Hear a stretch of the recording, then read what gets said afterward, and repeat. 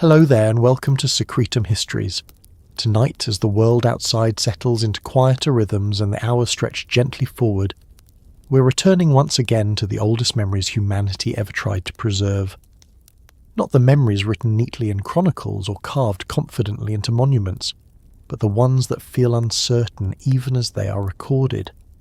The ones that sound like echoes rather than declarations.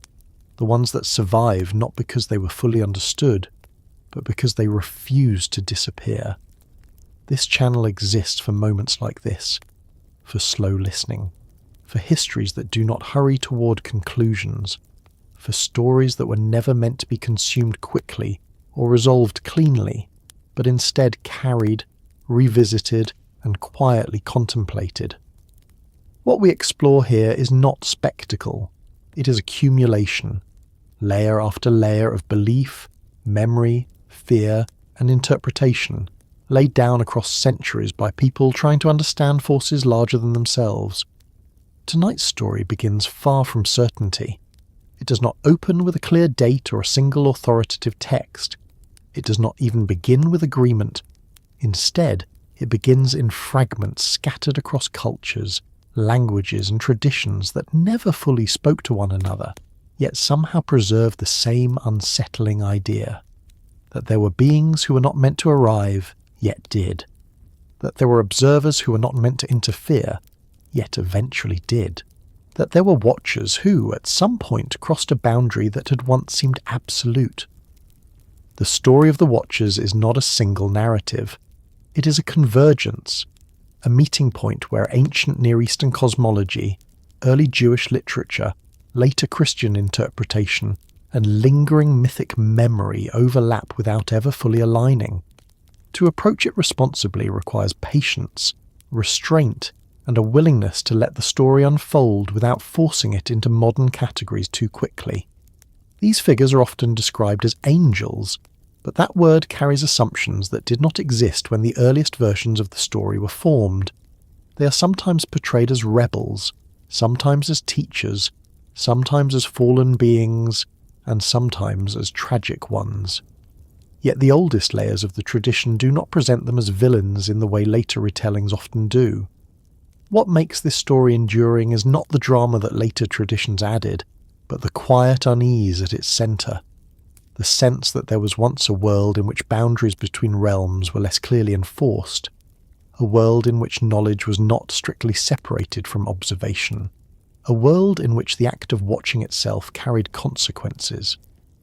In the earlier strands of this tradition, the Watchers are not conquerors. They are not rulers. They are not creators. They are defined by a single function. They watch. They observe the unfolding of the human world from a position that is neither fully distant nor fully involved. Their role is passive by design. They are not sent to guide, command, or govern. They are placed above, tasked with witnessing rather than shaping. That distinction matters more than it might initially appear. In many ancient cosmologies, watching is not neutral. To observe something continuously is to become responsible for it. To see is to record. To record is to participate in memory. The Watchers occupy this uncomfortable space where knowledge accumulates without direct authority to act upon it. They are aware of human behaviour, human suffering, and human development, yet they exist outside the structures that allow intervention. Over time, this imbalance becomes unstable. Observation without action begins to resemble neglect. Knowledge without responsibility begins to resemble guilt, and eventually the act of watching becomes indistinguishable from interference. Later traditions would describe the Watchers as descending to earth.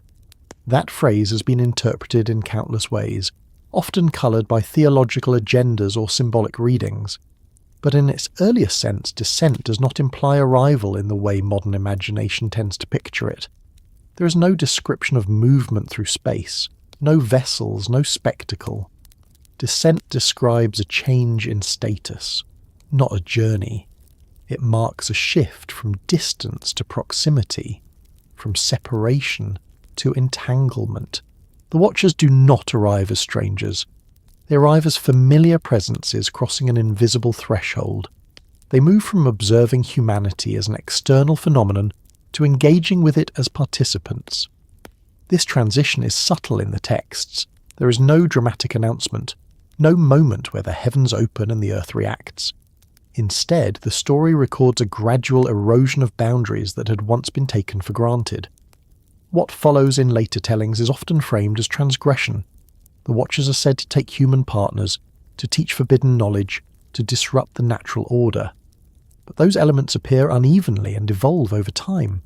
In the earliest layers, the emphasis is not on moral failure but on misalignment. Beings assigned to one role began operating in another. Knowledge meant to remain observational became instructional.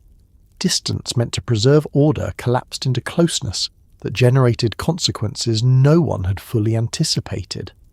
This is not a story about temptation in the familiar moral sense. It is a story about function, about what happens when roles are not respected, about what happens when knowledge moves faster than structures can contain it. The traditions that preserve this story do not present humanity as passive victims. Humans are not described as helpless recipients of forbidden gifts. They are active participants in the exchange. They learn, they apply, they adapt. The Watchers are not imposing knowledge upon an unwilling species. They are responding to a world already changing, already accelerating in complexity, already pressing against the limits of what observation alone can contain. This matters because it reframes the entire narrative. The Watchers are not invaders disrupting a stable world. They are responders to instability that already exists. Their descent is not the cause of disorder, but a reaction to it, a reaction that ultimately worsens the situation, but does not originate it. As the story spreads across cultures, its tone shifts. Later texts introduce judgment, punishment, and cosmic enforcement. The Watchers are bound, imprisoned, or destroyed. Their actions are reframed as rebellion rather than miscalculation. Their knowledge becomes corruption rather than consequence. But those developments reflect later theological priorities more than the earliest memory of the event. The oldest strands of the story are remarkably restrained. They do not dwell on spectacle. They do not revel in catastrophe. They record the descent as a fact, not a drama. The focus remains on imbalance, on what happens when Watchers stop watching and begin acting in ways their role was never designed to support. This opening moment sets the tone for everything that follows. The story of the Watchers is not about a single fall or a single decision. It is about accumulation, about gradual shifts that go unnoticed until they can no longer be undone. It is about systems that fail not because of malicious intent, but because their internal boundaries were not maintained. As this narrative unfolds, it will move through texts that were never meant to be unified, fragments preserved in apocalyptic literature, echoes embedded in later theology, hints buried in language that struggles to describe what it believes it remembers. Each layer adds interpretation without erasing the discomfort beneath it. What remains consistent is the sense that something irreversible occurred. Not a war, not a rebellion in the conventional sense, but a crossing that could not be uncrossed. Once observation became involvement, the original structure could not be restored without consequence. This is where the story truly begins, not with angels or punishment or giants or judgment, but with a role that could no longer contain the weight placed upon it, with Watchers who watched too long, with a world that was changing faster than its boundaries could hold. From here, the narrative does not rush forward. It settles into its pace. It moves carefully, aware that what follows was never meant to be clean or complete. The descent has already occurred. The implications have already begun to unfold. And the next movements in this story do not announce themselves as turning points. They emerge quietly, as pressures building beneath a surface that still appears intact. And so we continue, not toward an ending, but deeper into the conditions that made such a descent possible at all. Before anything descended, before anything crossed, before any boundary could even be tested, there had to be a world in which boundaries were not yet fixed, not absent, but unfinished, not non-existent, but still forming. The traditions that later speak of watchers assume a structure that feels solid and eternal, a universe divided cleanly into realms with rules that seem absolute. But the oldest layers of these traditions quietly contradict that assumption. They describe a cosmos that was ordered, yes, but not yet sealed. A system that functioned, but remained permeable in ways later ages would no longer tolerate. In these earliest conceptions, heaven is not a distant, unreachable place.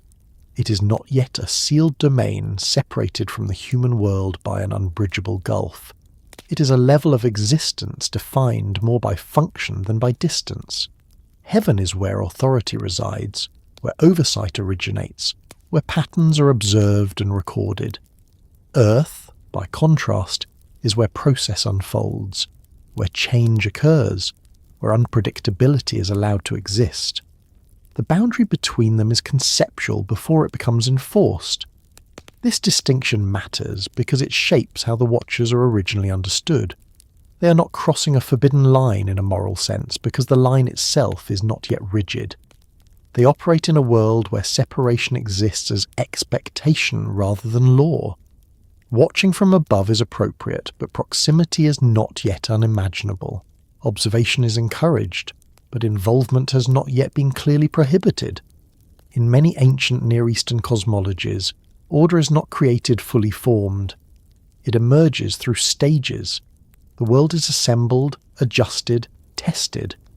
Roles are assigned gradually. Responsibilities solidify over time. The idea that heaven and earth were once closer, more loosely defined, appears again and again in early mythic structures. Gods walk among humans. Divine beings interact directly with the material world. Boundaries harden later, often after something goes wrong. The Watchers belong to this earlier phase. They are introduced into a system that is still learning what it needs to restrict.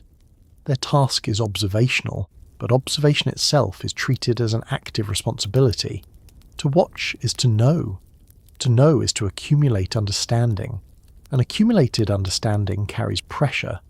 It demands response, even when response is not authorized. Before heaven had boundaries, knowledge flowed without clear containment. Information moved downward more easily than it would later. Patterns observed above could be mirrored below. Human behavior was visible in ways that later traditions would restrict through distance and mediation. This is not presented as dangerous at first. It is simply the state of things. The texts do not describe a moment when heaven suddenly decided to withdraw. They describe a gradual tightening, a recognition that proximity creates complications, that observation without distance leads to entanglement, that beings tasked with watching cannot remain unchanged by what they witness indefinitely. In this early phase, the Watchers are not yet framed as individuals with personal desires. They function collectively. They are roles before they are characters. Their identity is defined by their task rather than their personality. This is important because it means their eventual actions are not initially interpreted as rebellion. They are interpreted as deviation from function, a shift that happens slowly enough that it is not immediately recognized as transgression. Heaven, in this context, is less a place than a condition.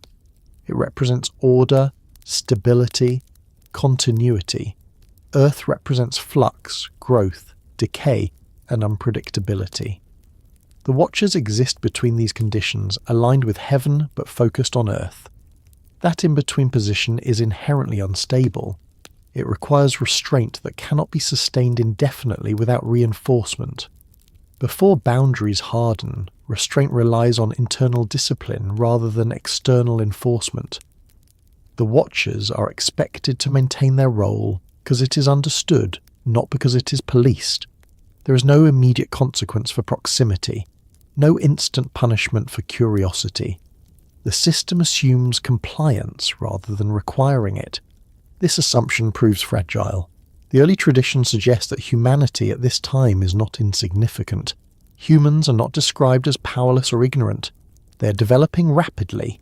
They are forming societies, creating technologies, organizing themselves in ways that draw attention. The Watchers observe not a static world, but one in motion, a species experimenting, adapting, expanding. Watching such a process without influence becomes increasingly difficult. Knowledge accumulates unevenly. The Watchers see patterns humans cannot yet see. They recognize trajectories before outcomes become visible. In a system without firm boundaries, that awareness creates tension. Knowing without acting becomes its own form of action. It is here that the concept of boundaries begins to matter, not as walls, but as controls. Limits designed to prevent feedback loops between observation and interference. The traditions imply that these controls were not yet fully established when the Watchers began their task. Heaven had oversight, but not insulation. Earth had autonomy, but not isolation. This partially open system allows for exchange. Ideas move. Knowledge leaks. Influence becomes possible even without intent. The Watchers do not need to plan intervention for intervention to occur. Presence alone alters outcomes. Later retellings often compress this process into a single moment of descent, but the earlier perspective suggests something more gradual, a drift rather than a fall, a slow erosion of distance that feels natural until it becomes problematic. The Watchers do not wake one day and decide to cross a line. They find themselves already closer than they were meant to be. As boundaries begin to form, they do so unevenly. Some aspects of interaction become restricted while others remain ambiguous. The Watchers still observe, they still record. But their proximity has already altered the system. Knowledge shared cannot be unshared. Awareness gained cannot be erased. This creates a paradox. The boundaries that eventually harden are a response to a problem that already exists. They are not preventative, they are corrective. By the time heaven begins to enforce separation more strictly, the consequences of openness are already unfolding. This is why punishment narratives appear later rather than earlier. The system does not react instantly, because it is still learning what needs to be controlled. Only after the effects of boundary failure become visible does enforcement begin to take shape. Before heaven had boundaries, responsibility was diffuse. Authority existed, but enforcement was minimal. The Watchers operated within a framework that trusted function to regulate behavior. That trust, once broken or stretched beyond its limits, could not be restored easily. The story does not suggest that heaven was naive. It suggests that order itself was still evolving. Boundaries are not inherent to existence. They are constructed in response to experience. The Watchers become part of that experience. Their actions, intentional or not, contribute to the realization that distance must be maintained more deliberately. As the narrative continues, the idea of descent becomes more defined. Not because movement changes, but because restriction does. What was once permitted becomes questionable. What was once neutral becomes dangerous. Roles that functioned adequately in a looser system become destabilizing in a more structured one. The Watchers, having begun their task in a world without rigid boundaries, find themselves operating in a world that is slowly building them. They are caught between phases of order, expected to adapt without having been designed to do so. This tension does not resolve quickly. It deepens. It sets the stage for the exchanges, teachings, and interventions that later traditions will emphasize. But at this stage, nothing dramatic has yet occurred. No binding, no judgment, no catastrophe. Only a realization forming quietly in the structure of the cosmos itself. That watching is not passive, that proximity changes systems, that heaven, if it wishes to remain stable, cannot remain open in the way it once was. And so the boundaries begin to form, not as walls, but as intentions, as expectations that will soon require enforcement. The Watchers remain where they are, still observing, still accumulating knowledge, still existing in a space that no longer feels as stable as it once did. The descent has not yet fully defined itself.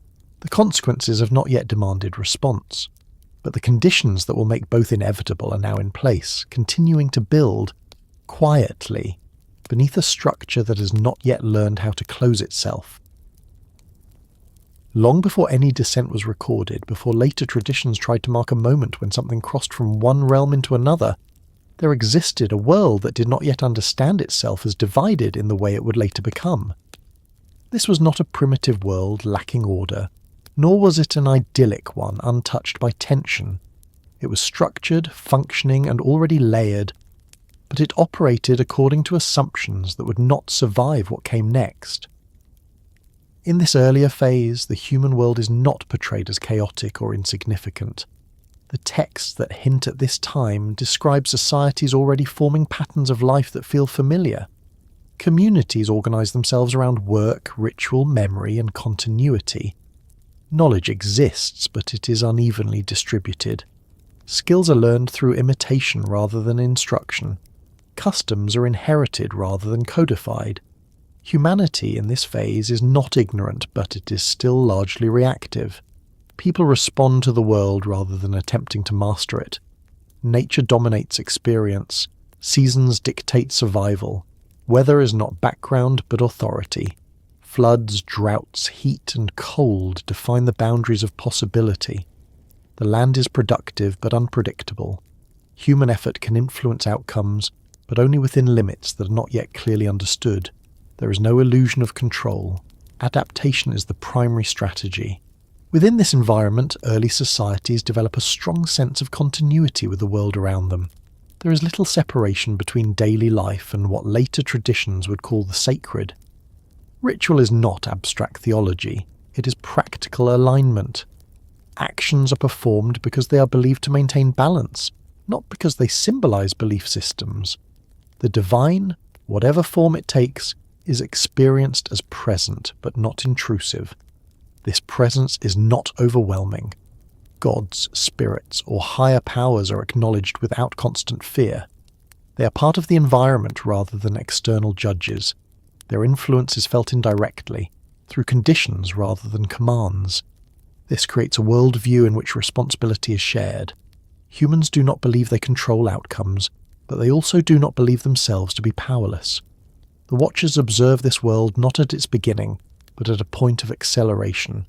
Humanity is no longer static. Tools improve. Social structures become more complex. Memory begins to extend beyond immediate experience through oral tradition and early forms of record-keeping. Stories accumulate. Patterns repeat. The world begins to feel less purely cyclical and more developmental. This shift is subtle, but significant. A world defined entirely by repetition is easier to observe without interference. A world that begins to change direction introduces uncertainty. The Watchers are not watching a closed system. They are watching one that is beginning to generate novelty. Before the descent, there is no clear narrative of transgression. There is no dramatic failure. Instead, there is growth without clear containment. Knowledge expands in ways that outpace the social mechanisms designed to absorb it.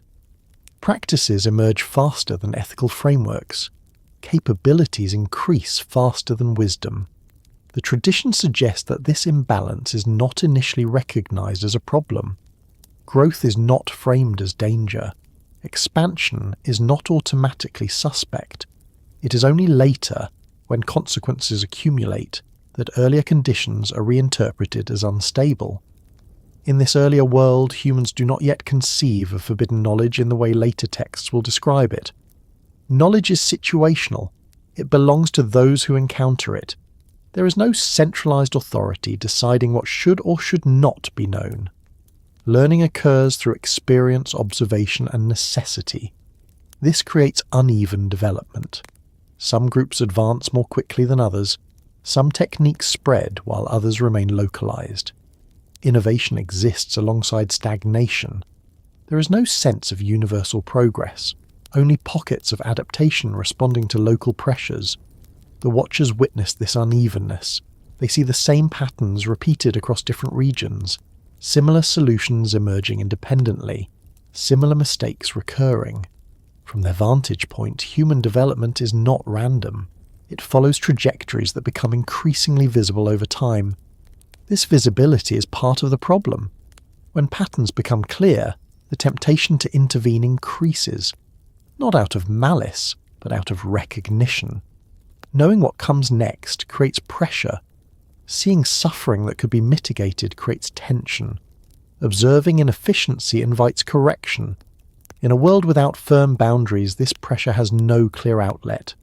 The watchers are not instructed to act, but neither are they explicitly prohibited. Their role is defined by observation, but observation itself generates knowledge that feels actionable. The world before the descent exists in this unstable balance. Humanity grows into complexity without guidance designed for that level of development. Oversight exists, but it is distant. The watchers see clearly, but remain structurally constrained. This creates a gap between awareness and response. Later traditions will describe this gap as a test, as obedience or rebellion. But in its earliest form, it appears more as a structural flaw, a system that allows knowledge to accumulate without providing mechanisms for responsible application. The human world at this time is not morally corrupt in the way later narratives suggest.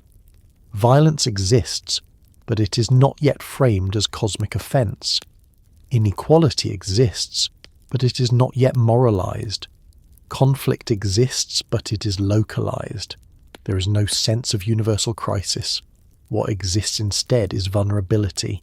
Humanity is capable of learning quickly, but not always wisely. Tools improve faster than understanding. Techniques spread without long-term consideration. The seeds of later catastrophe are present, but not yet visible as such.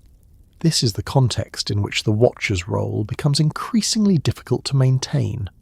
Watching a world that is stable requires patience. Watching a world that is accelerating requires restraint. Watching a world that is vulnerable invites involvement. The traditions do not suggest that the watchers were unique in noticing these conditions. Other divine beings are aware of human development, but the watcher's role places them closest to the unfolding process. They are positioned where detail is visible, where nuance cannot be ignored. This proximity matters. Distance allows abstraction. Closeness produces empathy, frustration, and responsibility. The watchers are close enough to see individuals rather than categories, to witness specific failures rather than general trends, to recognize consequences before they become widespread. In this world, teaching is not yet framed as corruption.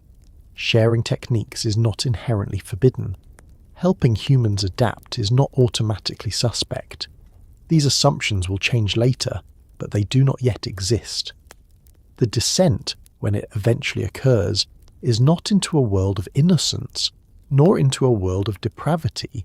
It is into a world in transition, a world outgrowing its original constraints without yet possessing replacements. This is why the story cannot be reduced to a simple fall. The conditions that make descent possible are systemic.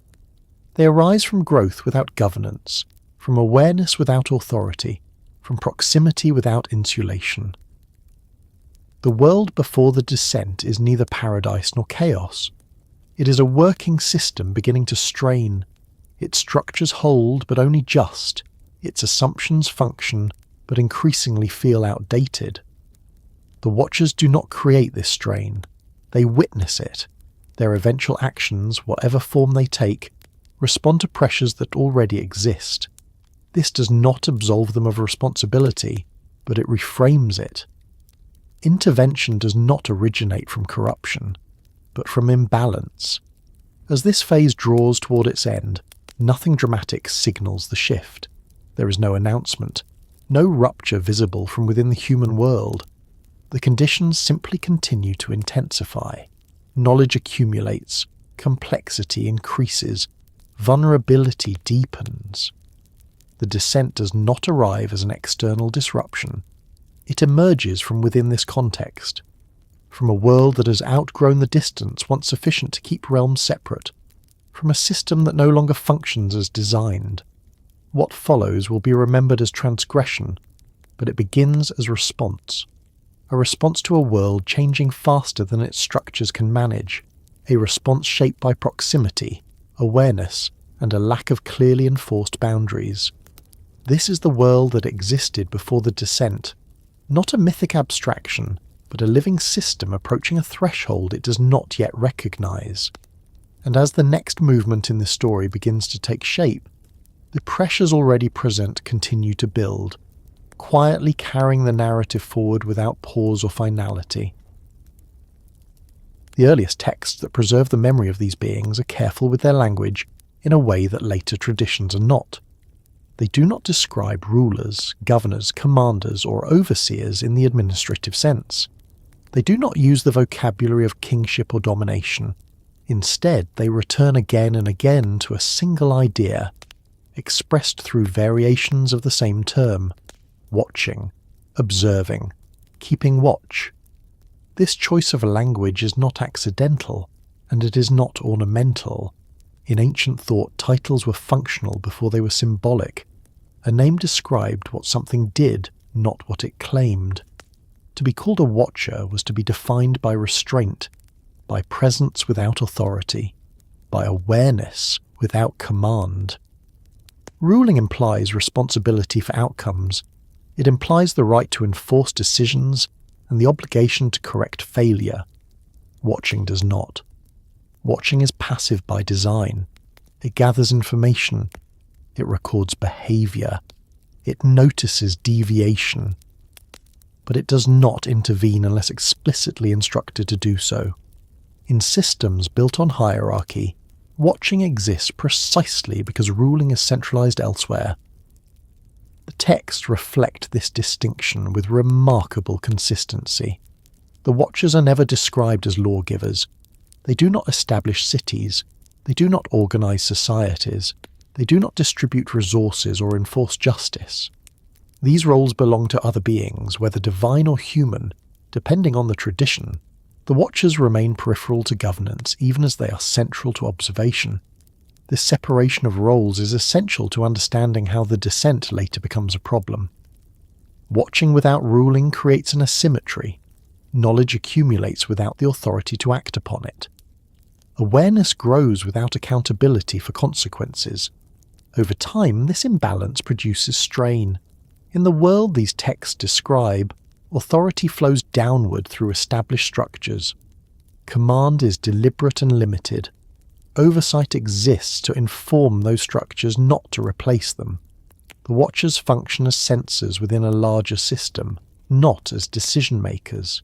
This makes their eventual involvement more disruptive than if they had been rulers from the beginning. A ruler who intervenes is acting within their mandate. A watcher who intervenes is crossing roles. The act itself becomes destabilizing because it violates the logic of the system. Later interpretations often project rulership onto the watchers because modern readers expect power to accompany proximity. If beings are close enough to observe humanity directly, it seems intuitive to assume they also govern. But the ancient texts resist this assumption. They separate proximity from authority deliberately. This separation reflects an understanding that knowledge alone does not confer legitimacy. Seeing does not grant the right to decide. Awareness does not justify control. These ideas are surprisingly sophisticated, and they suggest a deep concern with the dangers of unaccountable power. By design, the Watchers are meant to witness human development without shaping it.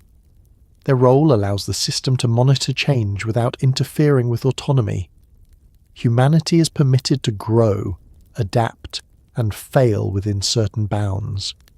Watching ensures that deviations are known, but ruling ensures that corrections are applied only when sanctioned.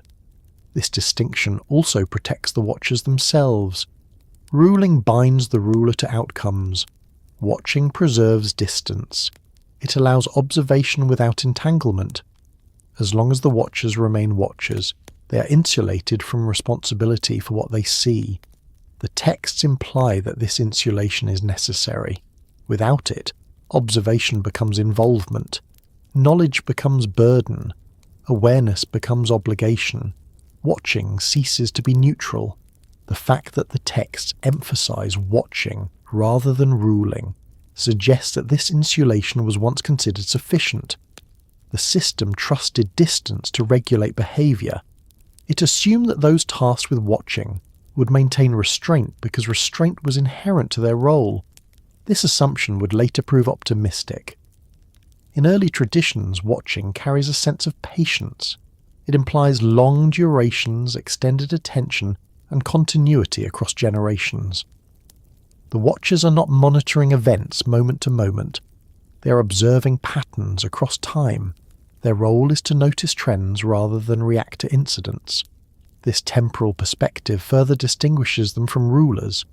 Rulers respond to crises. Watchers record conditions. Rulers must act within lifetimes. Watchers operate across eras. This long view creates its own tension. Patterns that are invisible at human scale become obvious when observed over centuries. Systems that appear stable in the short term reveal structural flaws when watched long enough. The watchers see humanity not as it perceives itself, but as it actually behaves over time. Such knowledge is difficult to carry without response. Seeing harm repeat across generations invites intervention. Observing inefficiency persist invites correction.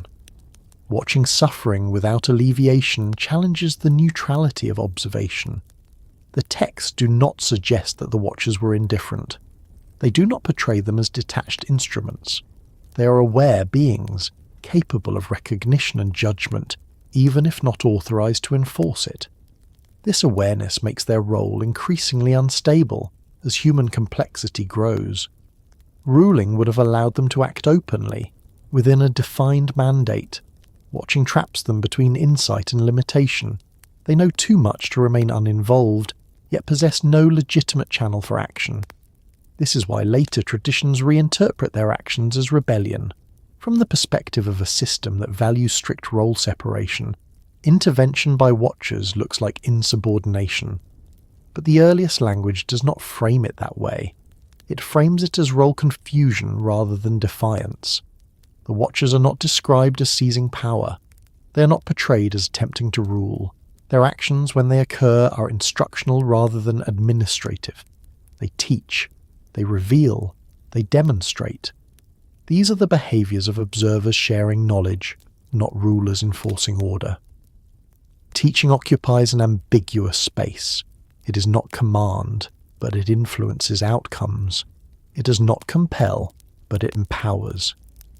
In a system where authority is carefully regulated, teaching can be more disruptive than ruling because it bypasses formal structures. This may explain why teaching becomes the focal point of later condemnation. Knowledge shared outside approved channels undermines governance. It creates uneven power distribution. It accelerates development without oversight. The text's emphasis on watching highlights this danger. Watching is safe because it preserves hierarchy. Teaching threatens it. By consistently naming these beings watchers, the traditions preserve a memory of what they were supposed to be. The title functions as a reminder of original intent. It contrasts sharply with later accusations, highlighting how far behaviour has drifted from function. This linguistic persistence suggests discomfort. The storytellers remember the role even as they recount the deviation. They do not rename the watchers as rulers, conquerors, or demons in the earliest layers. They retain the original designation, even when describing consequences. This retention matters. It signals that the problem was not power-seeking, but boundary crossing. Not domination, but misapplied knowledge. Not ambition, but proximity. The story becomes tragic rather than villainous when viewed through this lens. The watchers are not tyrants overstepping authority. They are observers overwhelmed by awareness in a system that did not yet know how to contain it. As the narrative moves forward, this distinction will sharpen. Judgment will replace observation. Enforcement will replace trust. Boundaries will harden precisely because watching proved insufficient to maintain order on its own. But at this stage in the story, the emphasis remains on function. The texts speak of watching because that is where the imbalance begins. Not with rule, but with sight.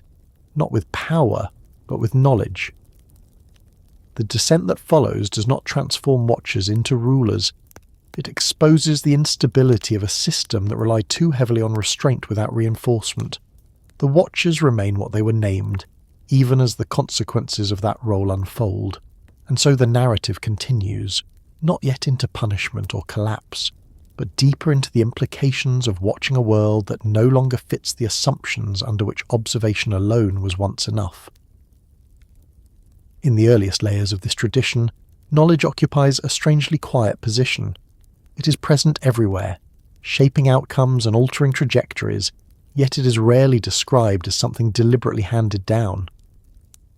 The texts do not say that humanity was instructed according to a plan.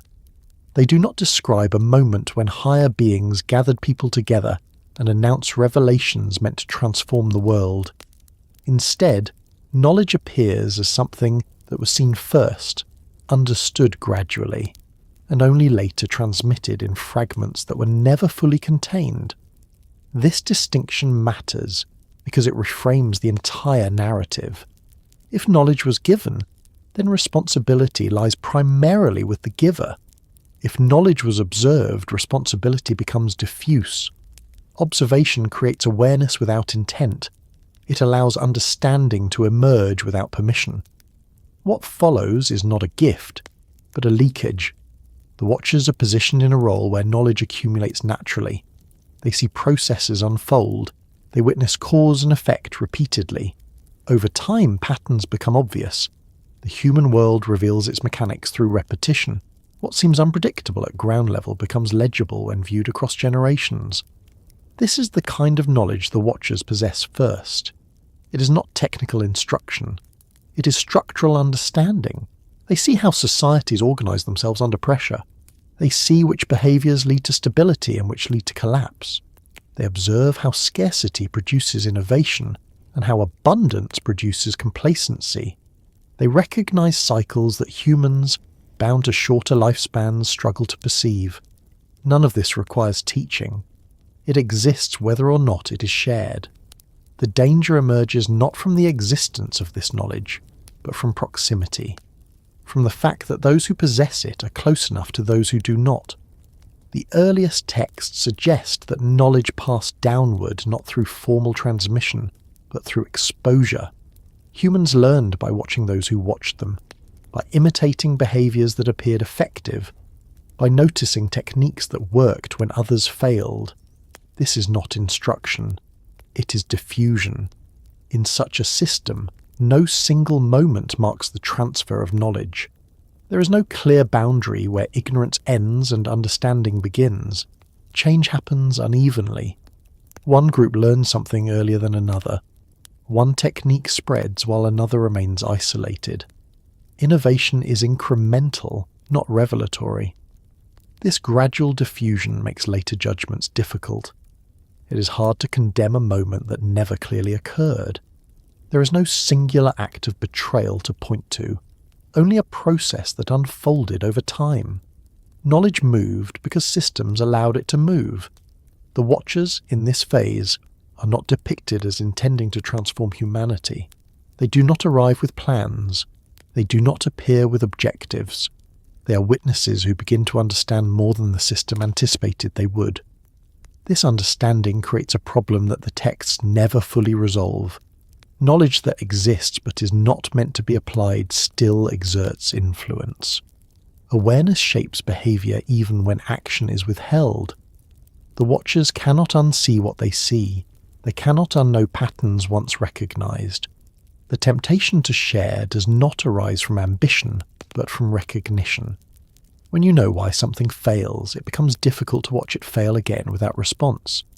When you understand how suffering could be reduced, restraint begins to feel like neglect. Yet the earliest traditions resist framing this as benevolence. They do not portray the watchers as saviors. They do not justify their actions through moral superiority. Instead, they emphasize that the knowledge itself was not meant to be operational at the human level yet. This suggests a belief that knowledge carries timing, that understanding must be integrated slowly to avoid destabilization, that awareness without infrastructure creates imbalance. Humanity, in this view, is capable of learning, but not always of absorbing consequences. Knowledge observed is different from knowledge given because it lacks context. It is stripped of the systems that regulate its use. When a ruler gives knowledge, it comes with rules. When a teacher instructs, it comes with guidance. When knowledge is merely seen and imitated, it spreads without containment. The texts hint repeatedly that this lack of containment is where problems begin. Techniques emerge before ethical frameworks. Capabilities increase before responsibility matures. The result is not enlightenment, but acceleration. Acceleration itself is not condemned outright. Growth is not inherently evil in these traditions. What is feared is imbalance, change that outpaces the structures designed to manage it. The Watchers, by observing rather than teaching, become unwitting catalysts. Their presence alters behaviour even when they remain silent. Humans adapt to what they perceive. They imitate what appears effective. They infer meaning from proximity. This is a subtle form of influence. It does not require instruction. It does not require intent. It operates through exposure. In a world without firm boundaries, exposure is enough. Later texts will reinterpret this process as deliberate instruction. They will name specific arts, sciences and practices supposedly taught by the Watchers: metalworking, astronomy, cosmetics, warfare, writing. These lists grow more elaborate over time, reflecting the anxieties of the cultures preserving the story. But these later elaborations tell us more about those cultures than about the earliest memory. They reveal fears about knowledge that feels dangerous, about skills that seem to separate humanity from earlier simplicity, about technologies that accelerate violence or social stratification. In the earliest layers, the emphasis is not on specific skills, but on the fact of knowing itself. Knowledge exists before it is categorized. Understanding precedes specialization. The Watchers see how the world works before humans have language for those mechanics. This asymmetry creates tension. When one group understands outcomes before another even recognizes causes, imbalance becomes inevitable. The Watchers are not described as hoarding knowledge, but neither are they described as distributing it responsibly. Responsibility is the missing element. Knowledge observed without responsibility creates power without accountability. The texts appear deeply uneasy with this condition. This unease is not resolved by assigning blame. It is acknowledged as a systemic failure. The world before the descent lacked the structures necessary to manage asymmetrical awareness. Boundaries were too porous. Roles were insufficiently enforced. Knowledge, once seen, does not remain inert. It presses outward. It seeks application. In the absence of guidance, it manifests unevenly. Some humans benefit while others suffer. Some societies advance while others collapse. The Watchers witness this divergence. They see that knowledge does not distribute itself evenly. That observation alone does not guarantee balance. That systems left to adapt organically produce inequality as often as stability. This recognition marks a turning point. Knowledge that was once merely observed begins to feel dangerous precisely because it is incomplete. Partial understanding creates false confidence. Techniques applied without context generate unintended consequences. The texts imply that this realization contributes to the shift from observation to involvement, not because the Watchers desire control, but because they recognize that watching alone has allowed instability to grow. Yet when they do involve themselves, even subtly, the consequences multiply. Knowledge shared without full context accelerates disruption rather than resolving it. The system reacts unpredictably. This is the paradox at the heart of the story. Knowledge withheld causes stagnation. Knowledge released causes imbalance. There is no simple solution within the framework that exists at the time. The Watchers are caught between these outcomes. Their original role offers no mechanism for managing the knowledge they accumulate. Their awareness exceeds their authority. Their proximity exceeds their mandate. The traditions preserve this tension without resolving it cleanly. They do not celebrate the sharing of knowledge. They do not fully condemn it either. Instead, they treat it as a threshold crossed without understanding what lay beyond. Knowledge that was observed, not given, occupies a liminal space. It is neither blessing nor curse by itself. Its effects depend on timing, context, and structure. Without those, it becomes destabilizing. As the narrative continues, this destabilization will become more visible. Consequences will begin to appear that demand response. Judgment will enter the story.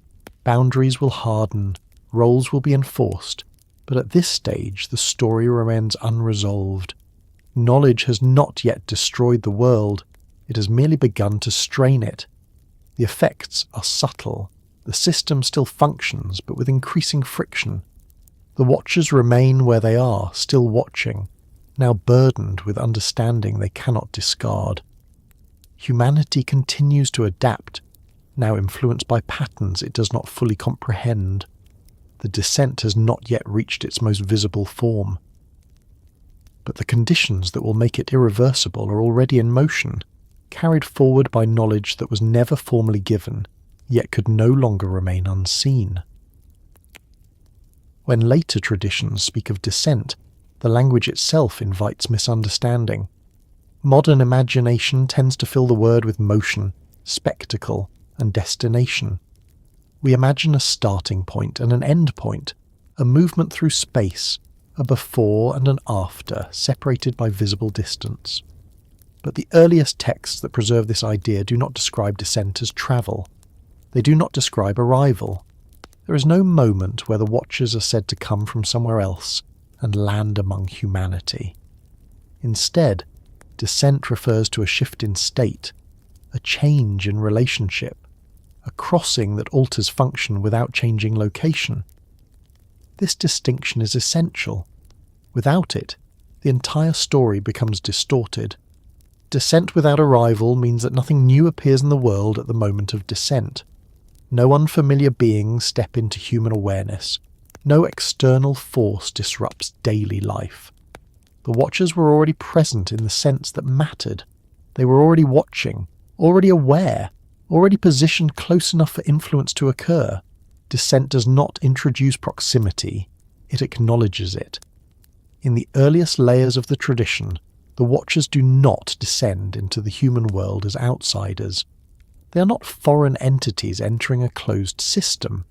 They are part of an existing structure whose internal relationships change. The descent marks the point where distance stops functioning as insulation, where observation becomes entanglement, where roles defined by restraint begin to collapse under accumulated pressure. This is why arrival is absent. Arrival would imply novelty. It would suggest intrusion. It would frame the watchers as invaders, but the texts resist that framing. They preserve a memory of continuity. The watchers do not interrupt the world. They become more deeply involved in it. Descent in this sense is relational rather than spatial. It describes a lowering of separation, not a movement from one place to another. Heaven does not open. Earth does not receive visitors. Instead, the boundary between oversight and participation thins to the point where it no longer functions. The watchers cross a threshold that was conceptual, not geographical. They move from watching humanity as a process to engaging with it as a presence.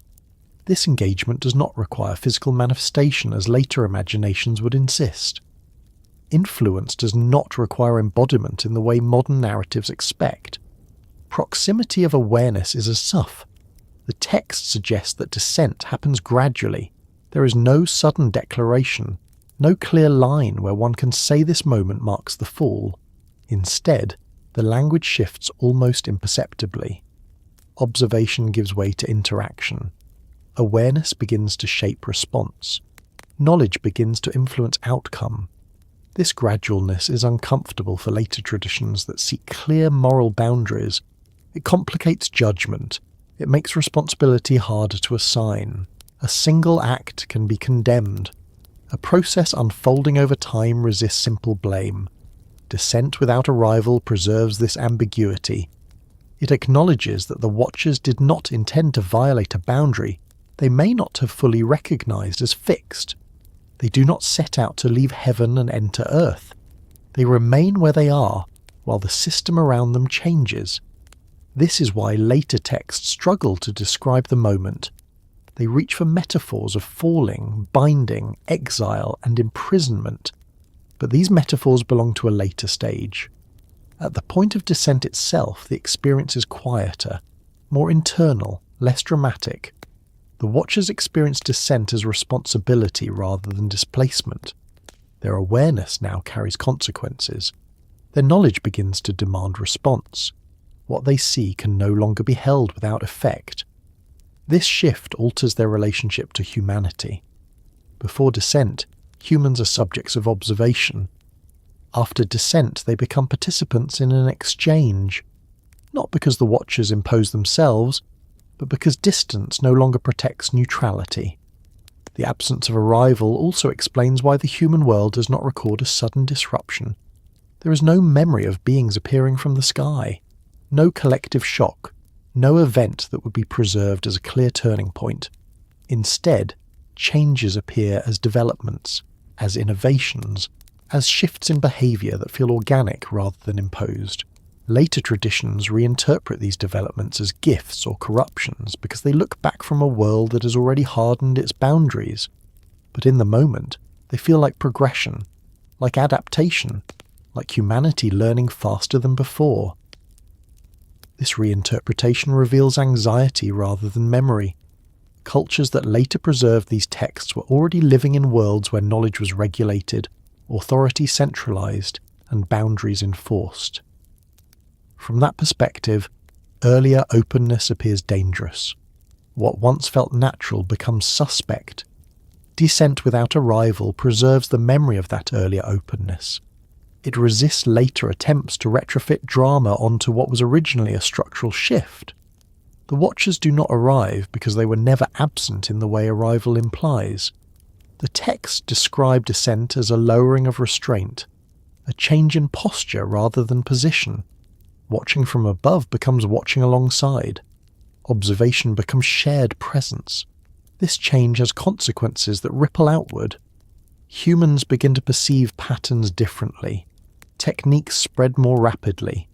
Knowledge that once required generations to accumulate begins to consolidate. The pace of development accelerates. Acceleration itself becomes the marker of descent. Not the presence of new beings, but the speed at which change occurs. The world begins to feel unstable not because something foreign has entered it, but because existing processes are no longer contained. This is why later traditions associate descent with disorder. They look back at a time when development outpaced control and identify that imbalance as a breach. But the breach is not an invasion. It is a failure of separation. Descent without arrival also explains why punishment narratives feel misaligned with the earliest layers of the story. Punishment assumes violation of a rule, but descent occurs before rules are fully articulated. Boundaries harden after the fact, not before. The Watchers descend into responsibility they were not equipped to manage. They carry awareness without authority. They influence outcomes without governance. They participate without mandate. This participation is not framed as malicious. It is framed as inevitable. Knowledge accumulated over long observation cannot remain inert indefinitely. Awareness presses toward expression. The traditions preserve this inevitability even as they struggle to contain it. They do not celebrate the descent. They do not glorify it. But they also do not depict it as a sudden act of defiance. Instead, descent becomes a threshold crossed because the system could no longer sustain its original design. Watching alone proved insufficient. Distance alone proved inadequate. Arrival would have implied intent. Descent implies consequence. This distinction matters because it shapes how responsibility is distributed. The Watchers are not portrayed as architects of chaos. They are participants in a system that failed to adapt quickly enough to its own complexity. As the story continues, later texts will assign blame, impose punishment, and frame dissent as rebellion. These developments reflect the needs of those later communities to enforce boundaries more strictly. But they also obscure the quieter truth preserved in the earliest layers. Dissent without a rival preserves the memory of a world where separation was assumed rather than enforced, where observation was trusted, where proximity was not yet feared. Once dissent occurs, that trust erodes. Systems respond by tightening control. Knowledge becomes restricted. Roles become rigid. Boundaries harden. But at the moment of dissent itself, nothing visibly breaks. No catastrophe announces the change. Life continues. Humanity adapts. The Watchers remain present. Only later, when consequences accumulate beyond denial, does the dissent become something that must be named, judged, and punished. Until then, it exists as a subtle shift in relationship, a quiet crossing that alters everything without appearing to move at all. And so the story carries forward, not into spectacle, but into consequence. The Watchers have not arrived, yet they are no longer distant. The world has not changed locations, yet it no longer functions as it once did. What follows will not be sudden. It will unfold through pressure, imbalance, and response. The descent has already occurred. Its meaning will only become clear as the effects continue to surface, quietly reshaping the structure of the world that once believed watching was enough. For a long time, observation and interference could coexist without being clearly distinguished. The system relied on the assumption that seeing did not automatically lead to shaping, that awareness could remain contained within restraint. The Watchers were meant to exist in that space, present but inactive, informed but uninvolved. Yet over time, that assumption proved increasingly fragile. What had once been a stable separation began to blur, not because anyone intended it to, but because sustained observation alters the observer as much as the observed. The earliest texts never describe a moment when the Watchers consciously decided to interfere. There is no recorded debate, no declaration of intent, no narrative of rebellion in its original form. Instead, the language shifts quietly. Watching begins to produce effects. Awareness begins to influence outcomes. Observation itself becomes a force within the system. This is the point where the story becomes uncomfortable, because it challenges the idea that neutrality is possible in the presence of knowledge. To observe repeatedly is to recognize patterns. To recognize patterns is to anticipate consequences. And to anticipate consequences without response becomes its own form of action. The Watchers did not need to teach directly for interference to occur. Their presence altered behavior simply by existing. Humans, aware that they were being watched, adjusted themselves. Even without instruction, even without explicit guidance, the knowledge of observation shapes decision-making. Behavior changes under attention. This dynamic is subtle, but it is powerful. It does not require authority. It does not require command. It operates through perception alone. The Watchers, by seeing humanity clearly and consistently, became part of the system they were meant only to monitor. Over time, this presence created feedback loops. Humans learned not only from the environment, but from the responses they sensed around them. What succeeded was repeated. What failed was avoided. Innovation accelerated not because new knowledge was given, but because existing knowledge was applied more efficiently. The system began to change faster than before. Techniques spread more rapidly, social structures grew more complex. Inequality became more pronounced. Some groups adapted quickly while others fell behind. Observation, once passive, now contributed to uneven development. The Watchers saw this happening. They recognized that their role was no longer neutral, but the system offered no alternative. They had no authority to govern, no mandate to intervene openly, no structure through which to manage the consequences of their presence. This is where interference begins, not as a choice, but as an inevitability. When observation influences outcomes, restraint becomes insufficient. Doing nothing becomes a decision with consequences. The text suggests that at first interference was minimal, small adjustments, subtle guidance, perhaps clarification rather than instruction, perhaps demonstration rather than command. These actions are not framed as corruption, they are framed as responses to instability. The watchers see suffering that repeats unnecessarily. They see errors that compound over generations. They see patterns that lead to collapse long before humans can perceive them. In such conditions, silence feels increasingly untenable. Interference does not begin with grand transformations. It begins with correction, with refinement, with the sharing of insights that feel obvious to the observer but revolutionary to the observed. The watchers do not overthrow systems, they optimize them. This optimization, however, carries cost. Systems optimized without context lose resilience. What works under specific conditions is applied universally. Techniques spread faster than understanding. Solutions implemented without ethical frameworks create new problems. The watchers, accustomed to seeing long-term patterns, may underestimate the destabilizing effects of short-term acceleration. Knowledge that appears beneficial in isolation interacts unpredictably with existing structures. This is where later traditions begin to frame interference as corruption. Not because the knowledge itself is evil, but because its application exceeds the capacity of the system to absorb it. Observation becomes interference precisely when restraint fails to contain influence. The watchers cross this threshold gradually, perhaps without realizing when it happens. There is no clear boundary to mark the transition. Watching shades into participation without announcement. This ambiguity complicates judgment.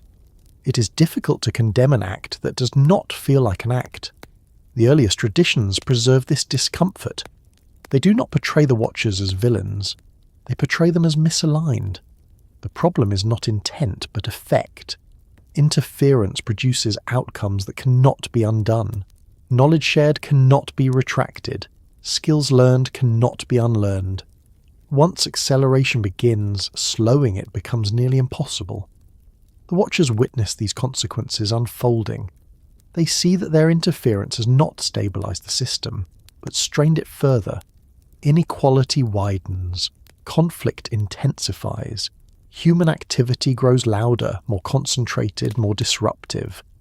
This is the point where observation no longer resembles oversight. It becomes involvement in the truest sense. The watchers are now part of the causal chain. Their awareness shapes events. Their presence alters trajectories.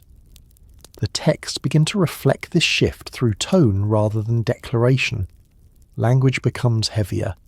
Judgment enters the narrative not as punishment, but as evaluation. The system itself begins to react to imbalance. Heaven, which once relied on distance and restraint, now recognizes that its structure has failed to contain influence. Boundaries that were once conceptual must now be enforced. Roles that were once trusted must now be regulated. This response does not target interference alone. It targets the conditions that made interference possible. Observation without insulation is no longer acceptable. Knowledge without containment is no longer tolerated. The watchers find themselves on the wrong side of a system correcting itself, not because they sought power, but because they occupied a position that no longer fits within the revised structure. Interference becomes the charge because it names the moment when neutrality collapsed.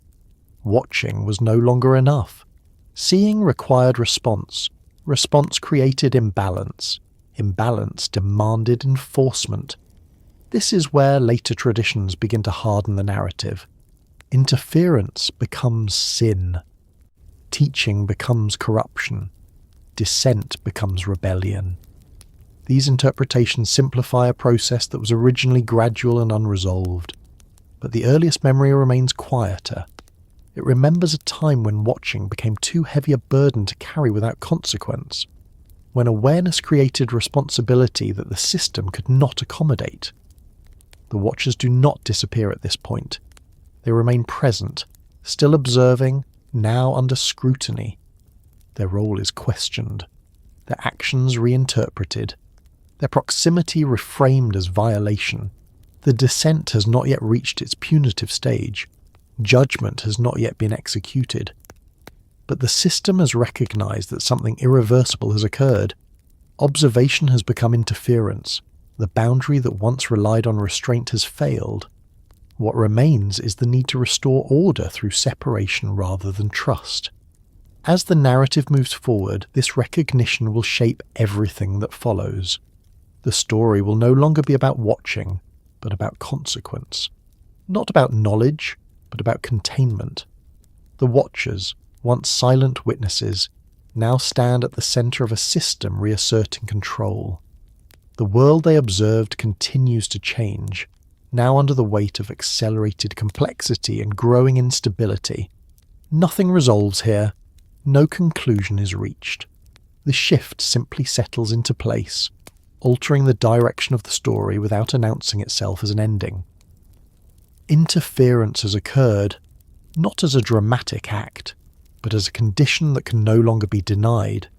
And from this point forward, the consequences of that condition will continue to unfold, pressing the narrative onward without pause. What follows the moment when observation becomes interference is not immediate punishment or collapse, but something far quieter and far more difficult to trace. The texts do not describe thunder, proclamation, or sudden separation. Instead, they describe exchange, not formal, not sanctioned, and not openly acknowledged. A movement of influence that flows in both directions without ever being named as such. This exchange is quiet because it is not structured. There are no assemblies convened to authorize it, no decrees issued to regulate it, no clear channels established to manage it. It happens in the spaces between roles, in the absence of enforcement, in the grey area where proximity allows interaction, but authority remains undefined. Heaven, in this phase, does not descend as an institution. Earth does not ascend as an equal. There is no merging of realms in the dramatic sense. Instead, there is responsiveness. The watchers react to what they see. Humanity adapts to what it perceives. Influence moves back and forth without either side fully controlling it. The earliest traditions preserve this phase without embellishment. They do not frame it as betrayal or blessing.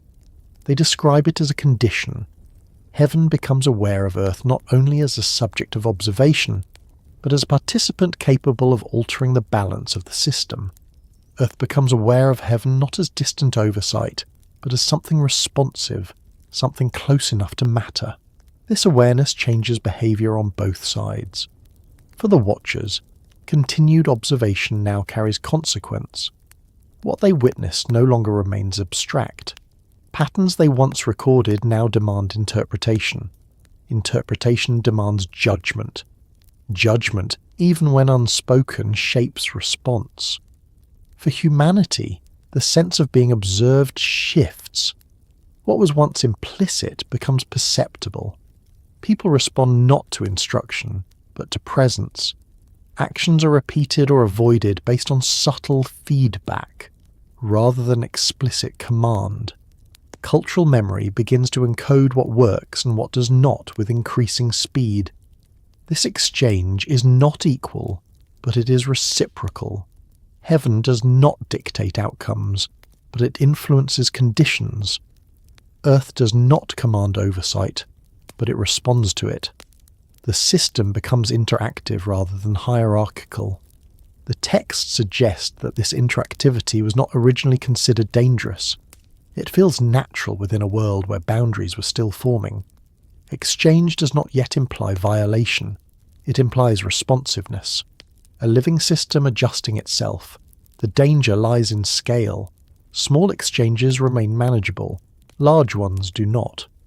As knowledge accumulates, as influence compounds, the effects begin to exceed the system's capacity to absorb them. The watchers do not suddenly become teachers in the formal sense. There are no classrooms, no doctrines, no structured revelations. What occurs is more subtle. Clarification here, demonstration there. A pattern noticed. a method refined. These interactions are not recorded as events because they do not feel like events. They feel like progress, like adaptation, like humanity becoming more capable. This is why later traditions struggle to identify when things went wrong. There is no clear inflection point, no single moment where exchange becomes corruption. It unfolds gradually, unevenly, across regions and generations. The quiet exchange also flows upward. Heaven does not remain unchanged by contact. The watchers carry back what they observe, not as reports alone, but as altered understanding. Awareness of human complexity, adaptability, and unpredictability reshapes how oversight itself is perceived.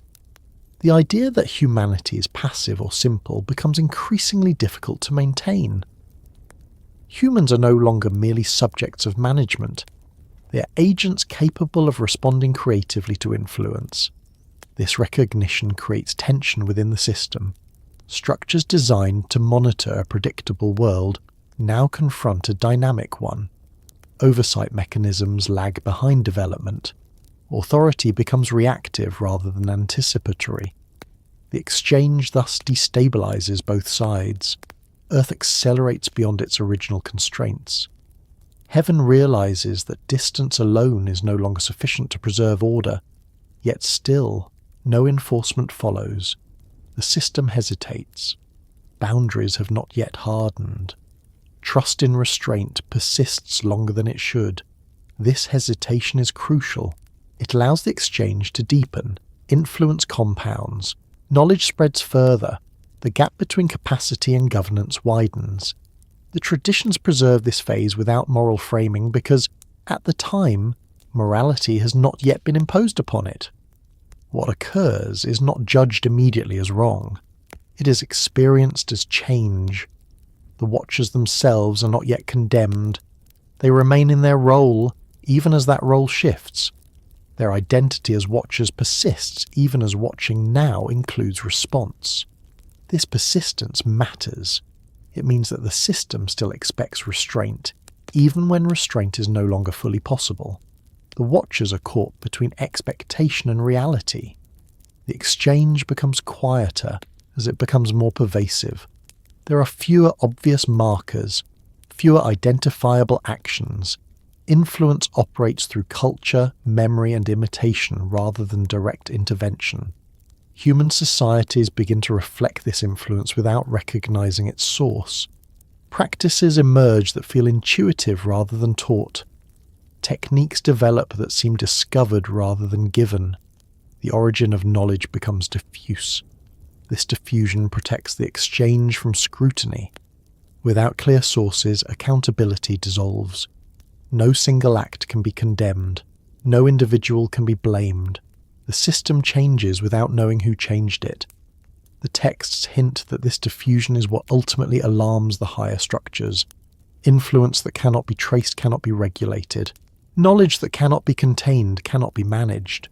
Heaven begins to recognize that the exchange, however quiet, has altered the system irreversibly. The world being observed is no longer the one that existed before. The assumptions under which watching was sufficient no longer hold. Still, the response is delayed. Systems resist acknowledging their own failure. Boundaries harden slowly, often only after consequences become unavoidable. During this delay, the exchange continues. Not dramatically, not loudly, but persistently. Humanity adapts. The watchers respond. The system drifts further from its original design. This drift is not catastrophic yet. Life continues. Societies function. The world does not collapse, but instability increases. Inequality sharpens. Complexity accelerates. The quiet exchange thus becomes the engine driving the narrative forward. It is not a climax, but a condition, a state of being that cannot last indefinitely. Later traditions will look back on this phase with suspicion. They will name it transgression. They will assign blame. They will impose moral categories onto what was originally structural. But the earliest memory resists this simplification. It remembers a time when heaven and earth were close enough to influence each other without recognizing the cost. A time when responsiveness felt natural. A time before containment replaced trust. This exchange does not end abruptly. It fades as boundaries begin to enforce separation, but its effects do not disappear. They linger in culture, in knowledge, in memory.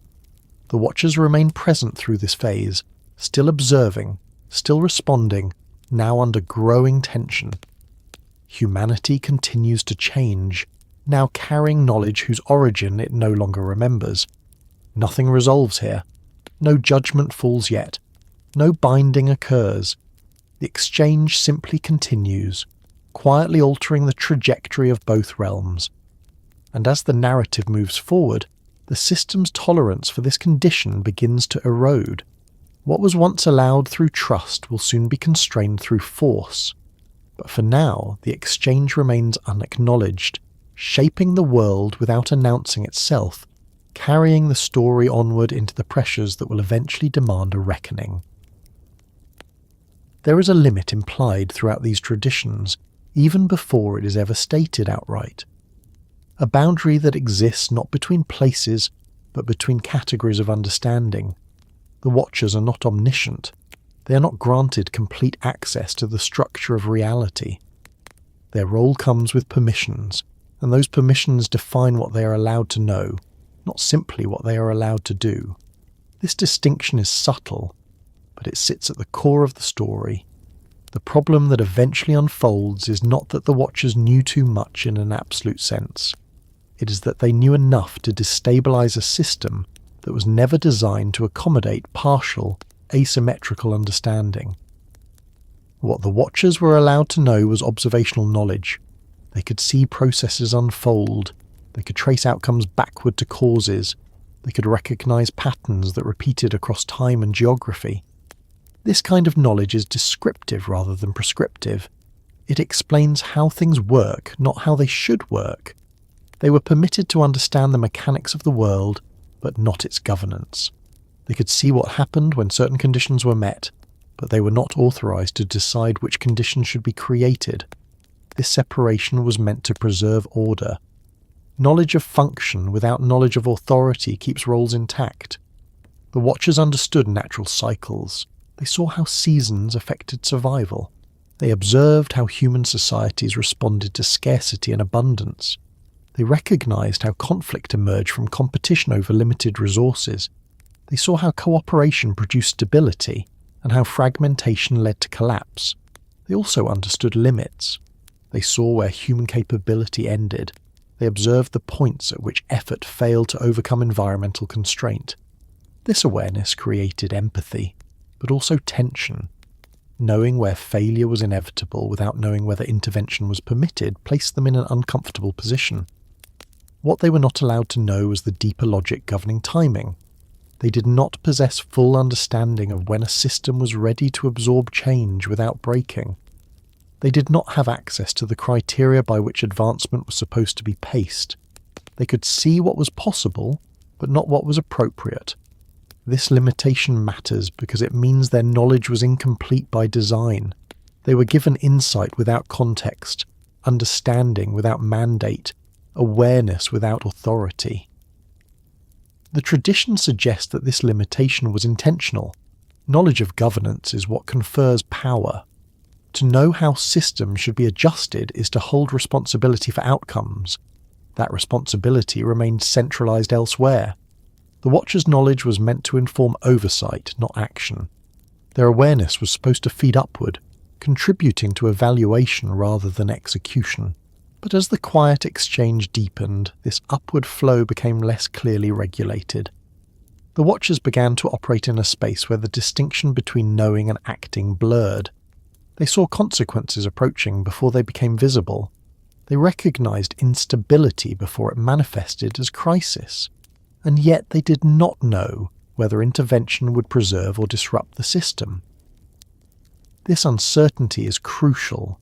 It undermines the idea that the Watchers acted with confidence or certainty. They were not armed with full understanding. They were operating with partial insight in a system that assumed restraint would be sufficient to manage it. The texts hint that certain knowledge was explicitly restricted. There are references to mysteries that remain hidden even from watchers, deeper structures of creation, the mechanisms by which order itself is enforced, the criteria by which judgment is eventually applied. This implies a hierarchy of understanding. Observation occupies a lower tier. Governance occupies a higher one.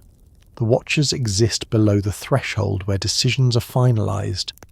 Their permitted knowledge focuses on the observable world, material processes, social dynamics, behavioral patterns. They are allowed to see how humanity functions, but not to define how it should function. This creates a paradox. The more clearly they understand human systems, the more responsibility they feel, yet the less authority they possess to act responsibly. Their insight increases their burden without increasing their capacity to resolve it. The traditions do not suggest that the Watchers sought forbidden knowledge intentionally. There is no narrative of them attempting to steal secrets or penetrate hidden realms of understanding. The knowledge they possess accumulates naturally through observation. What becomes problematic is not the acquisition of forbidden knowledge, but the application of permitted knowledge outside its intended role. They use understanding meant for evaluation as a basis for influence. Later traditions collapse this distinction, accusing the Watchers of teaching forbidden arts and secrets. But this framing reflects anxiety about outcomes rather than accuracy about origins. It projects intention onto a process that was largely emergent.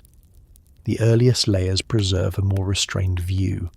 They suggest that the Watchers knew enough to interfere, but not enough to foresee the full consequences of that interference. Their knowledge was powerful but incomplete.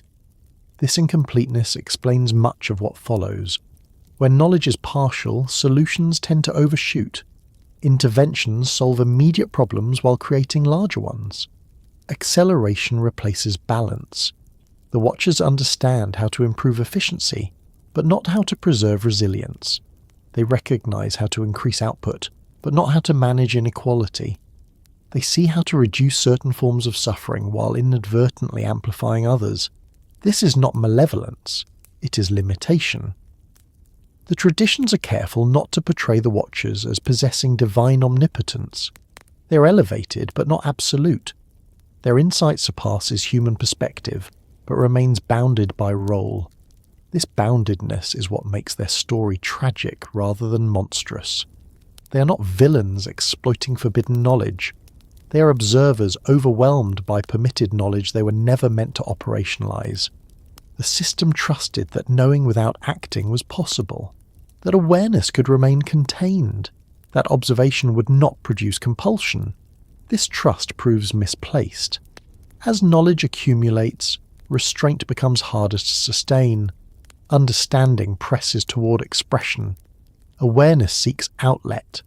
The Watchers begin to test the edges of what their knowledge allows them to do, not by violating explicit prohibitions, but by operating in ambiguities, clarifying here, demonstrating there, influencing without declaring intent. Each of these actions feels justified in isolation. Each appears minor, but collectively they alter the trajectory of human development. The texts preserve this process without assigning a clear moment of guilt. There is no single act that can be condemned as forbidden knowledge being revealed. There is only a gradual drift from observation toward application. This drift is enabled by the type of knowledge the Watchers possess. It is practical, pattern-based, immediately actionable. It lends itself to use rather than contemplation. Had they known more abstract truths, perhaps restraint would have been easier, but their knowledge is grounded in mechanics and outcomes. It invites intervention by its nature. What they were allowed to know thus becomes the source of the problem, not because it was evil, but because it was incomplete. Knowledge without governance destabilizes systems. As the story continues, this destabilization will provoke response from higher structures. Boundaries will be enforced not because knowledge exists, but because it has escaped its intended role. The Watcher's permitted knowledge becomes evidence against them. What they saw becomes what they should not have acted upon. What they understood becomes what they should have contained.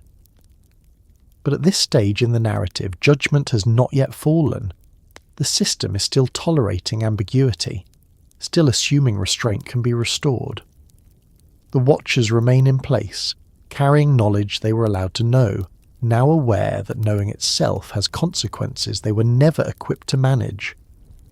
Humanity continues to adapt, now shaped by insights whose origin it does not recognize and whose implications it does not yet understand. The story does not pause here. It continues to move forward under the weight of this imbalance. Knowledge presses outward. Structures strain inward.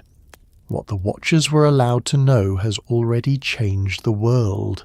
What remains is the question of how long a system can endure when knowledge exceeds the roles designed to contain it.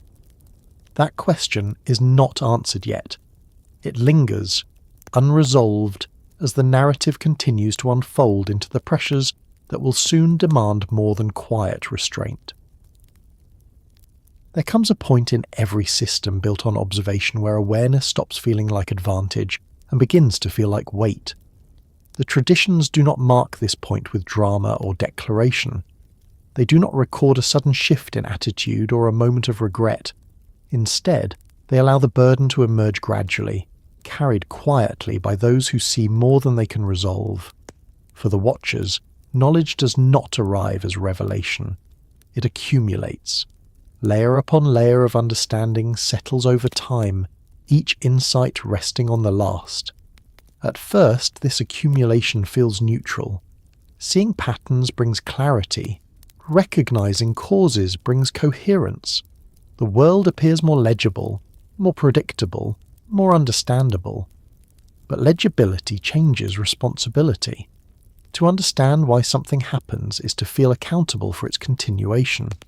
To recognize suffering that follows identifiable causes is to feel implicated in its persistence. Knowledge ceases to be passive the moment it begins to explain harm. The Watchers reach this threshold without ceremony. They do not seek it. It arrives as a consequence of sustained attention. Watching a world over long durations exposes cycles humans rarely perceive. Failures repeat not because they are inevitable, but because they are unaddressed.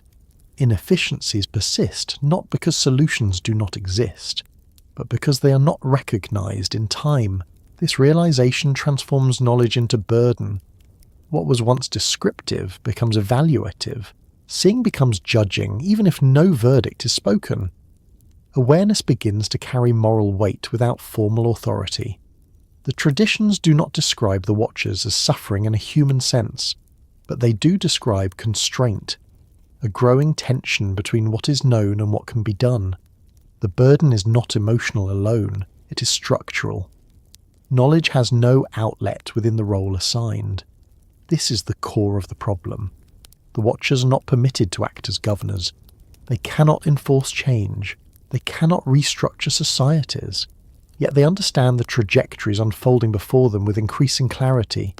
They see how small imbalances compound over generations, how techniques meant to solve immediate problems generate long-term instability, how innovation without ethical framing accelerates inequality, how power concentrates where oversight lags. They also see how humanity responds to influence unevenly. Some communities adapt quickly, others resist or misapply what they learn. Knowledge spreads faster than wisdom. Capability grows faster than restraint. This unevenness deepens the burden. If knowledge produced uniform improvement, intervention might feel justified. But knowledge produces divergence. Progress for some becomes disadvantage for others.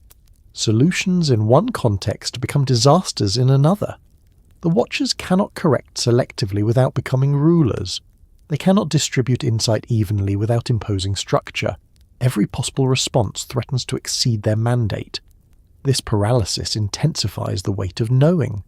Awareness without agency becomes exhausting in its own way, not because it causes suffering directly, but because it refuses resolution. The traditions preserve this tension by avoiding dramatization. They do not describe internal conflict explicitly. Instead, they allow the consequences of burden to appear indirectly through shifts in behaviour. Interference increases, not dramatically, but incrementally. Guidance becomes more specific. Demonstration becomes more frequent. The Watchers begin to act not because they desire control, but because silence feels increasingly irresponsible. Each act of involvement temporarily relieves the burden. A problem addressed feels like balance restored. A technique refined feels like harm reduced. But each act also increases long-term instability. Acceleration replaces equilibrium. This creates a cycle. Knowledge burdens the Watchers. Action relieves the burden briefly. Action creates new problems. New problems increase knowledge. Knowledge deepens burden. The system offers no escape. The texts do not present this as a moral failure. They present it as an unsustainable condition, a role not designed to carry the weight placed upon it. Knowledge becomes dangerous not because it is forbidden, but because it is unmanaged. The Watchers are aware of consequences without access to the frameworks needed to integrate them responsibly. This is why later traditions recast the story as transgression. Burden is uncomfortable. It demands explanation. Blame provides clarity where complexity does not. But the earliest memory resists this simplification. It remembers weight rather than wickedness, constraint rather than corruption. The burden also changes perception. What once felt like curiosity now feels like surveillance. What once felt like oversight now feels like intrusion. The Watchers become aware that their presence alters the world simply by persisting within it. This awareness sharpens the burden further. They are no longer merely observing consequences, they are contributing to them. The texts hint that this realization marks a turning point. Not a fall, but a recognition. The Watchers understand that their role, as originally conceived, can no longer function within the system as it now exists. Yet there is no mechanism for stepping away. Withdrawal would remove oversight entirely. Continued presence compounds influence. The system offers only imperfect options. Knowledge thus becomes weight because it traps its holder between responsibility and limitation. Knowing what is wrong without being empowered to correct it fully produces strain that eventually demands release. The traditions do not describe that release immediately. They allow the burden to persist. They allow it to shape behaviour slowly, unevenly. This persistence is important. It means the Watchers do not act impulsively. Their involvement deepens over time, driven by accumulated pressure rather than sudden rebellion. As knowledge continues to accumulate, the burden begins to affect the larger system. Heaven becomes aware that oversight alone has failed to preserve balance. Earth becomes increasingly shaped by influence it does not recognize. The burden does not remain private, it radiates outward. Later texts will describe punishment as response, binding, judgment, separation. These developments appear abrupt because they resolve tension decisively. But before those resolutions there is weight carried silently, weight unshared, weight produced by knowing too much and controlling too little. The Watchers remain where they are, still observing, now constrained by understanding that offers no clear path forward. Humanity continues to change, now accelerating under pressures it cannot yet name. Nothing concludes here. The burden does not lift.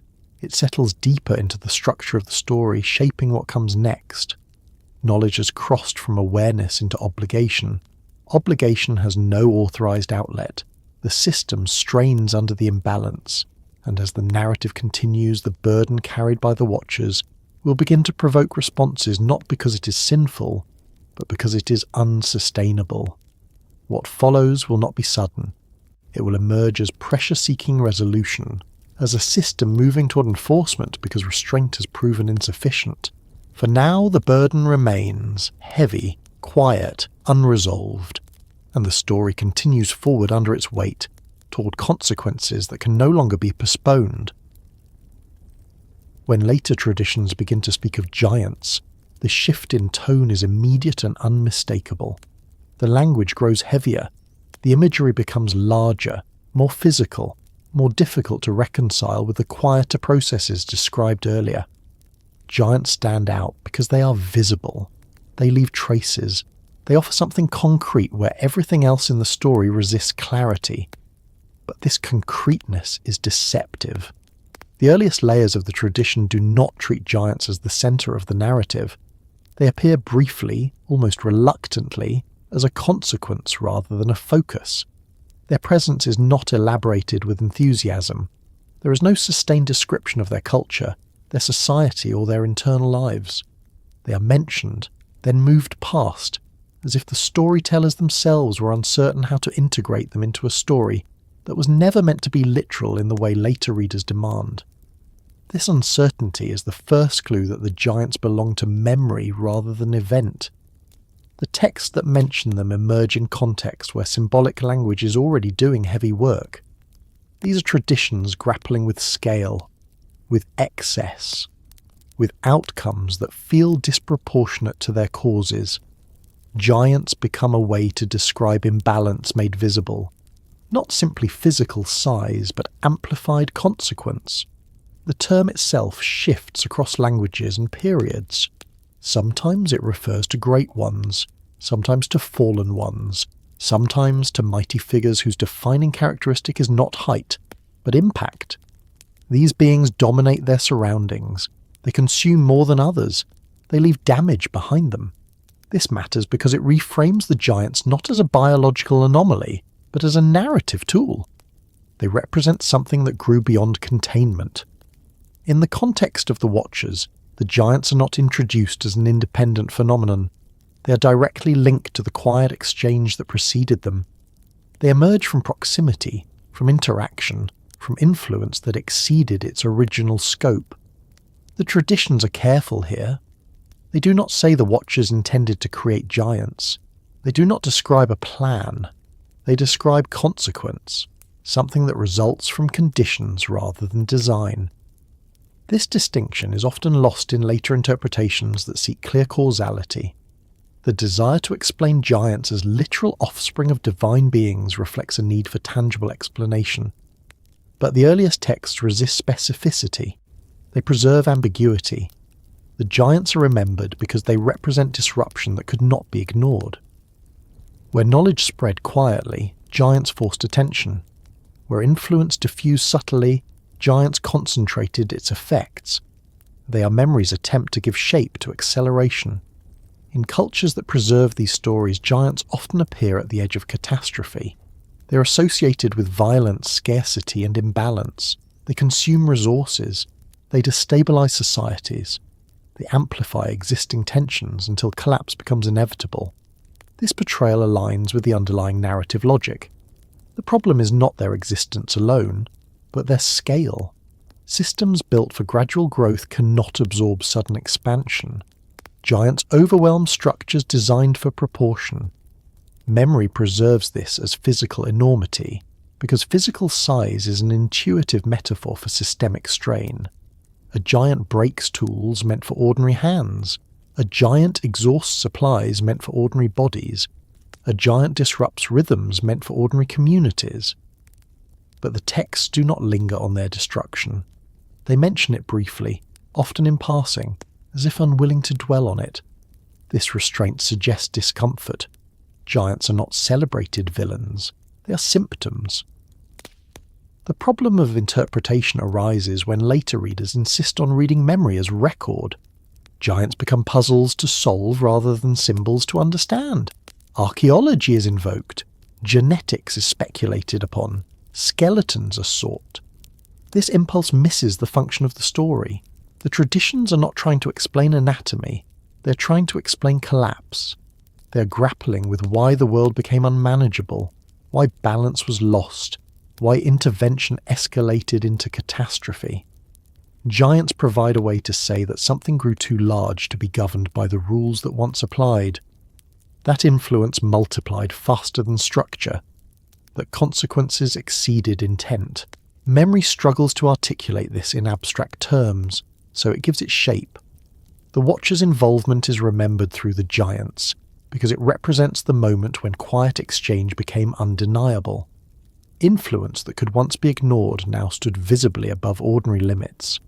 Oversight that once relied on subtlety now faced something unmistakable. This is where interpretation becomes dangerous. Later traditions moralize the giants. They become monsters. They become proof of corruption. Their destruction becomes justified punishment. The narrative simplifies, but the earliest memory does not celebrate their fall. It treats it as necessary but tragic, something that had to be undone because it could not be sustained. This nuance matters. It preserves the sense that the giants were not evil by nature. They were excessive by circumstance. Their existence reflected a system that failed to regulate growth.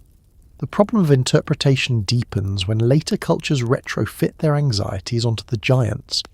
Periods of warfare, famine, and social upheaval produce new readings. Giants become embodiments of violence, of tyranny, of chaos. Each retelling adds layers. The original ambiguity hardens into accusation. Yet the earliest traces remain uncomfortable. The giants are never fully explained because the storytellers themselves do not fully understand what they are remembering. They inherit fragments of a story already distorted by time. Memory preserves impact, not mechanism. The giants persist in the tradition because they mark a threshold. Before them, imbalance was gradual. After them, it was undeniable. They are the point where the system could no longer pretend that restraint alone was sufficient. This is why they are linked to judgment, not because they deserved punishment as individuals, but because their existence demonstrated that something fundamental had failed. The Watcher's burden reaches a breaking point here. Knowledge that once weighed quietly now produces visible consequence. Observation that once felt passive now has tangible outcomes. The system responds not to giants themselves, but to what they represent. Excess, acceleration, loss of proportion. Later texts collapse this into moral narrative because moral narrative offers closure. Giants are destroyed. The world resets. Order is restored. But the earliest memory resists closure. It remembers disruption without resolution. It remembers loss without triumph. This resistance creates interpretive tension that persists across centuries. Readers want certainty. The texts offer discomfort. Giants sit at the intersection of memory and meaning. They are remembered because they cannot be ignored. They are ambiguous because they resist simple explanation. They are not proof of ancient beings walking the earth in physical form. They are proof that something grew beyond control. The problem of interpretation arises when later readers mistake symbol for specimen, when they search for bones instead of meaning, when they demand literal answers from texts preserving experiential truth. The traditions themselves offer warning here. They do not elaborate on giants because elaboration would mislead. They leave them partially formed, half described, because that is how memory holds them. What remains consistent is the association between giants and imbalance. Wherever they appear, the system is already strained. Collapse follows close behind. The Watcher's story intersects with the giant's memory because both point to the same failure. A system that allowed influence to accumulate without regulation, knowledge to spread without containment, growth to outpace governance. The giants are the visible manifestation of this failure. The Watchers are its agents, not by intent, but by position. The narrative does not resolve this tension yet. It allows the giants to appear and disappear without satisfying explanation. It preserves the discomfort rather than explaining it away. As the story continues, judgment will enter more explicitly. Boundaries will harden. Enforcement will replace trust. But the memory of giants lingers because it captures something essential. That imbalance eventually becomes visible, that systems fail not quietly, but dramatically, that consequences once externalized cannot be ignored. Interpretation will continue to struggle with this. Some will literalize, others will dismiss, few will sit with ambiguity. The earliest tradition does not ask for resolution. it asks for recognition.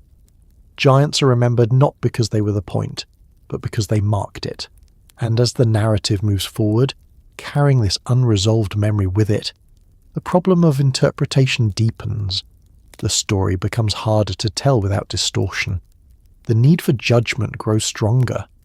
The giants fade from view, but the imbalance that produced them does not. It reshapes the world quietly, setting the stage for the responses that follow. Nothing concludes here. Memory remains unsettled. Meaning remains contested. The giants pass, but what they signify stays embedded in the story, pressing forward, unresolved, into the next movement of consequence. Judgment enters this story long before punishment does, and that delay is not accidental. The traditions are remarkably consistent on this point, even when they disagree on nearly everything else. There is assessment, evaluation, and recognition of imbalance well before there is enforcement. The system sees what has happened. It understands that something has shifted beyond what can be sustained, and yet it does not respond with immediate force. This gap between judgment and punishment is one of the most revealing features of the narrative, because it exposes how reluctant the system is to abandon restraint as its primary method of order. Boundaries may be failing, but trust in structure persists longer than it should. Authority recognizes disruption, but hesitates to intervene decisively. Judgment in its earliest form is not condemnation, it is diagnosis. The texts do not describe an angry tribunal convened to assign blame. They describe recognition, acknowledgement that the world no longer functions as it once did, that roles have blurred, that influence has escaped containment. Judgment appears as awareness elevated to systemic level. This awareness does not target individuals first, it targets conditions. The problem is not framed as the Watchers alone, nor as humanity alone, nor even as the giants alone. The problem is imbalance, a system that has allowed growth to outpace governance, knowledge to outrun structure, proximity to dissolve necessary distance. This distinction matters. Judgment without immediate punishment preserves the idea that correction might still be possible without destruction, that order might be restored through adjustment rather than force, that roles might be clarified without being revoked. The Watchers are judged not as traitors but as misaligned. Their role is re-examined, their proximity reassessed, their influence measured. This is not the language of vengeance, it is the language of evaluation. The texts imply that higher structures observe the situation unfolding and hesitate. They recognize that intervention carries cost. Punishment is irreversible. Separation once enforced cannot easily be undone. This hesitation reveals something important about the system. It prefers stability over control. It values continuity over correction. It tolerates strain longer than it should because it fears the consequences of decisive action. Judgment thus exists as a pressure rather than an act. It shapes expectations, it alters posture, it prepares the ground for enforcement without yet executing it. For the Watchers, this period is one of heightened tension. They are no longer operating unnoticed. Their role is under scrutiny. Their actions, even past ones, are reinterpreted through the lens of consequence. Yet they are not removed, not bound, not silenced. This delay suggests that their function still holds value. Oversight is still needed. Knowledge, even burdened, is not dismissed outright. The system is reluctant to discard what it depends upon. Humanity, too, continues largely unaware of judgment occurring above. Life does not pause. Societies do not collapse instantly. Development continues, even as instability grows. This reinforces the idea that judgment is not about punishment, but about recognition. The system sees the trajectory and understands where it leads. It simply has not yet chosen how to respond. The giant's disappearance, when it occurs, is not framed as punishment either. It is presented as removal of an unsustainable condition. Excess is corrected, but the underlying cause remains. This partial response reflects the system's uncertainty. Removing symptoms without addressing structure delays resolution but avoids immediate catastrophe. Judgment without punishment thus becomes a holding pattern, a state of suspended response. The system knows action is required but resists committing to it fully. This resistance creates further instability. The Watchers continue to exist in a role that no longer fits cleanly within the system. They are aware of judgment, even if it is not yet enforced. Their burden increases. Their restraint is tested further. Knowledge becomes heavier under scrutiny. Awareness now includes recognition of consequence at systemic level. The Watchers understand that their presence is no longer neutral, yet they are still expected to maintain function. This expectation is unsustainable. Judgment also alters the relationship between heaven and earth. Exchange becomes more cautious, influence less open.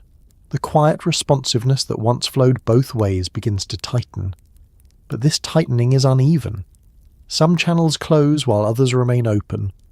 The system adjusts inconsistently, reflecting uncertainty about where boundaries should now lie. This inconsistency deepens imbalance rather than resolving it. Later traditions often collapse this period into a single moment of condemnation, but the earliest layers preserve duration. They suggest that judgment unfolds over time, with observation continuing even as evaluation intensifies. This temporal gap matters because it allows consequences to accumulate further. Delay does not freeze conditions, it allows strain to deepen. The Watchers during this period do not escalate their involvement dramatically. If anything, they hesitate. Awareness of judgment encourages restraint, but restraint alone cannot undo what has already been set in motion. Human development does not slow. Acceleration continues. Knowledge spreads unevenly. Power concentrates. Instability sharpens. The system watches itself, failing to correct through restraint alone. Judgment without punishment thus becomes a test of the system's original assumptions. It reveals whether trust in structure can survive beyond its limits, whether roles can self-correct without enforcement. The answer, though not yet acted upon, is becoming clear. The traditions reflect this clarity not through action, but through tone. Language grows heavier. Consequences are named more directly. The possibility of force enters the narrative as necessity rather than threat. Still, no final action occurs here. Judgment remains suspended. This suspension is uncomfortable. It stretches patience. It increases pressure. It makes eventual enforcement more severe because delay has allowed imbalance to spread. But from within the story, this delay feels inevitable. Systems rarely abandon their founding principles easily. They exhaust gentler options before resorting to force. Judgment without immediate punishment is thus the last phase of restraint. The final attempt to preserve order through recognition alone. It fails not because judgment is wrong, but because awareness without enforcement cannot reverse accumulated change. The Watchers remain present, aware now that their role is under question. Humanity continues to adapt, unaware that its trajectory has been evaluated and found unsustainable. Nothing resolves here. Judgment does not conclude the story, it intensifies it. The delay itself becomes part of the problem. The longer enforcement is postponed, the more drastic it must eventually become. As the narrative continues, the system's tolerance for imbalance diminishes. What was once allowed through trust will soon be constrained through action. But for now, judgment remains unexecuted. Recognition hangs over the world like weight, shaping what follows without yet ending anything. The story moves forward under this unresolved assessment, toward responses that will no longer rely on restraint alone.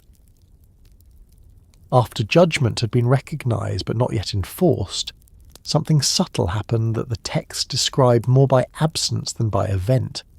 The exchanges that once flowed quietly between heaven and earth did not end in a dramatic rupture. There was no final proclamation announcing separation, no visible withdrawal that could be marked and remembered as a single turning point. Instead, there was silence, prolonged, uneven, and difficult to interpret. This silence is one of the most misunderstood elements of the entire story, precisely because later traditions struggle to tolerate it. Silence feels like absence, and absence demands explanation. But in the earliest layers of the narrative, silence is not emptiness. It is suspension. The descent had already occurred. Observation had already become interference. Judgment had already been rendered internally within the structure of the system.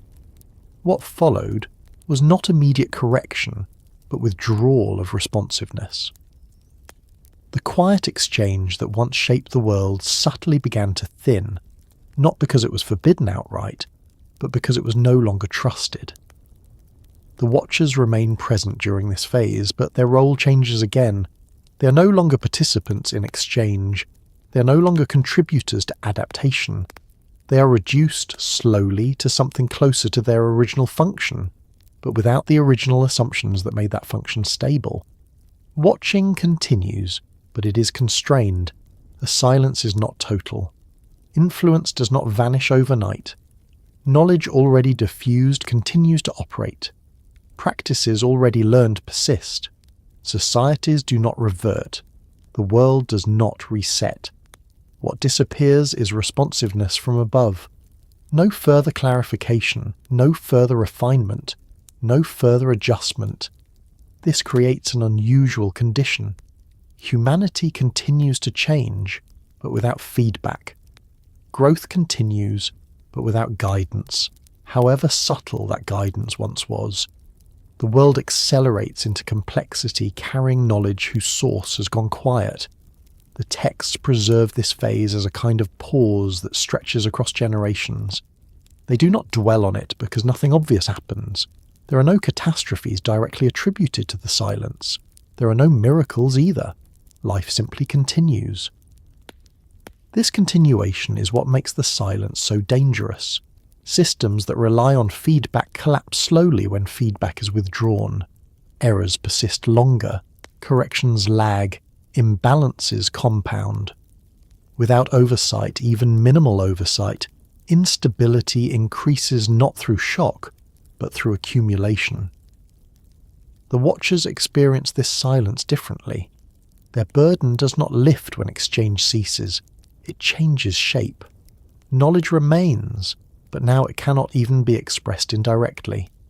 Awareness persists without outlet of any kind.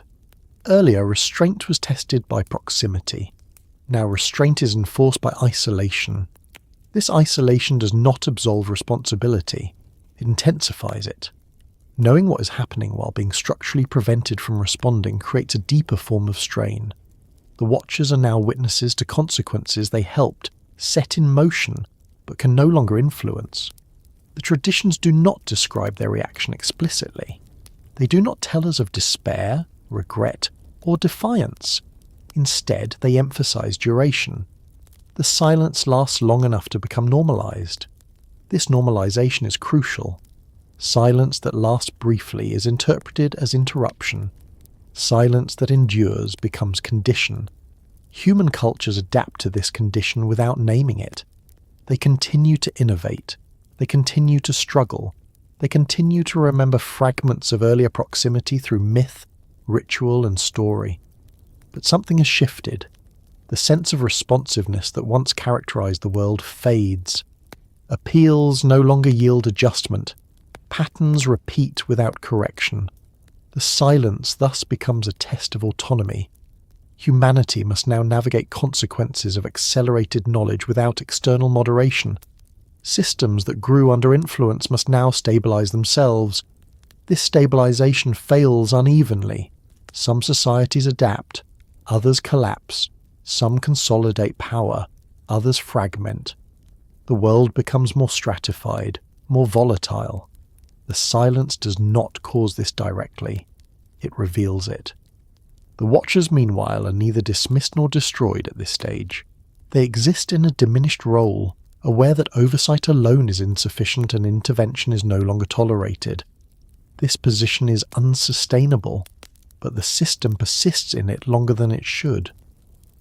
Why does the silence last? The texts offer no single answer, but they imply hesitation. Enforcement carries cost. Separation risks losing oversight entirely. The system delays because every option now involves sacrifice. This hesitation mirrors earlier restraint.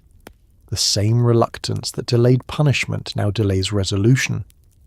Trust in structure has eroded, but commitment to it has not yet been abandoned. Silence becomes the compromise. Exchange is withdrawn, but presence remains. Influence ceases, but observation continues. This compromise satisfies no one. For humanity, silence feels like abandonment, even if it is not yet interpreted that way. Later traditions will describe this phase as a fall from favour, but the earliest memory does not moralize it. It describes it as distance increasing without explanation. For the watchers, silence feels like confinement without chains. They are not bound physically, but they are constrained functionally. They see but cannot respond. They know but cannot act. The system tolerates this condition because it avoids immediate catastrophe. But avoidance is not resolution. Over time, the silence reshapes memory itself. Earlier stories of proximity grow mythic. The watchers become less defined. Their role blurs in retelling. Some traditions elevate them. Others demonize them. Still others forget them entirely. Silence allows interpretation to proliferate. Without ongoing interaction to clarify roles, later generations fill gaps with speculation. Giants become monsters.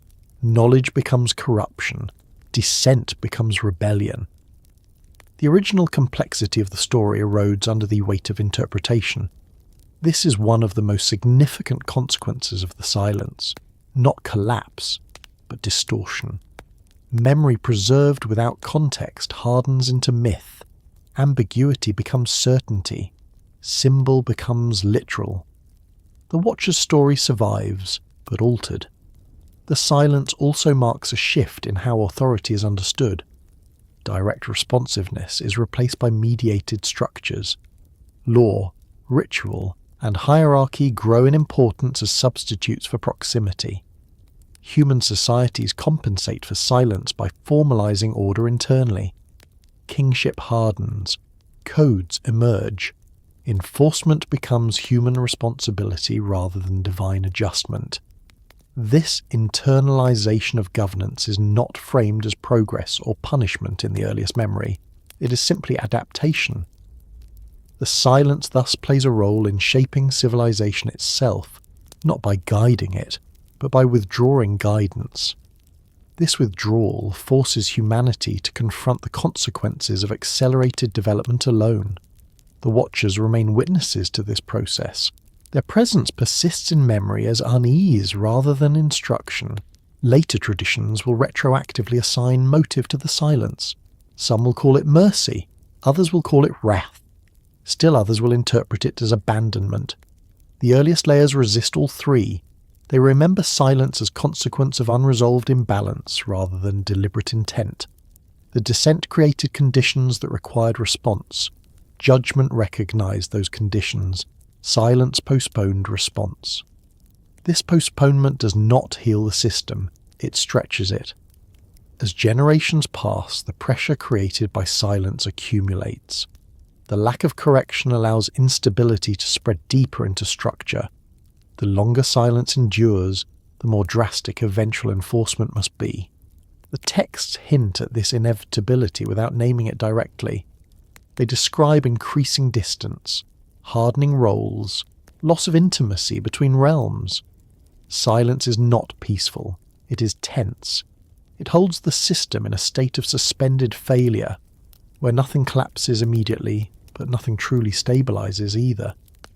The watcher's role during this phase is the most difficult to interpret, because it is the least visible. They act less than before. They influence almost not at all. Yet their awareness remains. This awareness without outlet becomes the final strain that silence cannot contain. The traditions move forward from here toward enforcement not because silence was cruel, but because it proved insufficient. But at this point in the story, no binding has occurred. No final separation has been executed. The Watchers have not been removed. Humanity has not been destroyed. Only silence stretches on, reshaping memory, culture, and expectation without announcing itself as an ending. The descent has already altered the world. Judgment has already recognized it. Silence delays the reckoning, allowing consequences to deepen quietly. And so the story continues forward, not into resolution, but into pressure that can no longer be diffused by quiet restraint alone. There is something telling in the way these figures survive in memory. They are not honoured. They are not invoked for protection or guidance. They are not placed at the centre of a ritual life in the way beneficent gods or heroic ancestors often are. Instead, they linger at the edges of tradition, recalled with unease rather than reverence. The Watchers are remembered, but they are not celebrated, and that distinction reveals more about their role than any dramatic retelling ever could. Celebration implies resolution. It suggests that an action led to a clear benefit, that outcomes justified means, that memory can settle into gratitude. The story of the Watchers never reaches that state. Their presence leaves traces but not triumphs, influence but not harmony, change but not balance. The earliest traditions do not speak of temples raised to the Watchers or festivals held in their name. There is no sustained cult devoted to them, no lineage that claims descent with pride. When their names appear, they do so briefly, often embedded within warnings or explanations rather than praise. This absence is deliberate. The Watchers occupy a space that is morally unresolved. They are not villains in the simple sense. They are not demons opposing order for its own sake. But neither are they benefactors whose actions can be comfortably integrated into a story of progress. Their involvement produces consequences that cannot be cleanly categorized as good or evil. Memory preserves discomfort better than it preserves ambiguity. Stories that celebrate require clarity. Stories that warn can tolerate complexity. The Watchers are remembered because they mark a threshold, a moment when proximity exceeded design, when knowledge moved faster than structure, when restraint proved insufficient. They are recalled as caution rather than inspiration. This caution is subtle. The texts do not shout condemnation. They do not dwell on punishment initially. They simply refuse to glorify. This refusal suggests recognition that the Watchers' actions, however understandable, did not produce a world worth celebrating. The outcomes were mixed at best. Advancement came with instability. Knowledge came with loss. Acceleration came with collapse. Celebration would require choosing a side. It would require declaring that the benefits outweighed the cost, or that the cost was justified by intent. The traditions refuse to make that declaration. Instead, they preserve memory as unresolved tension. The Watchers are remembered because forgetting them would erase the warning embedded in their story. That oversight can become interference. That knowledge without governance destabilizes systems. That proximity between realms carries risk even when intentions are restrained.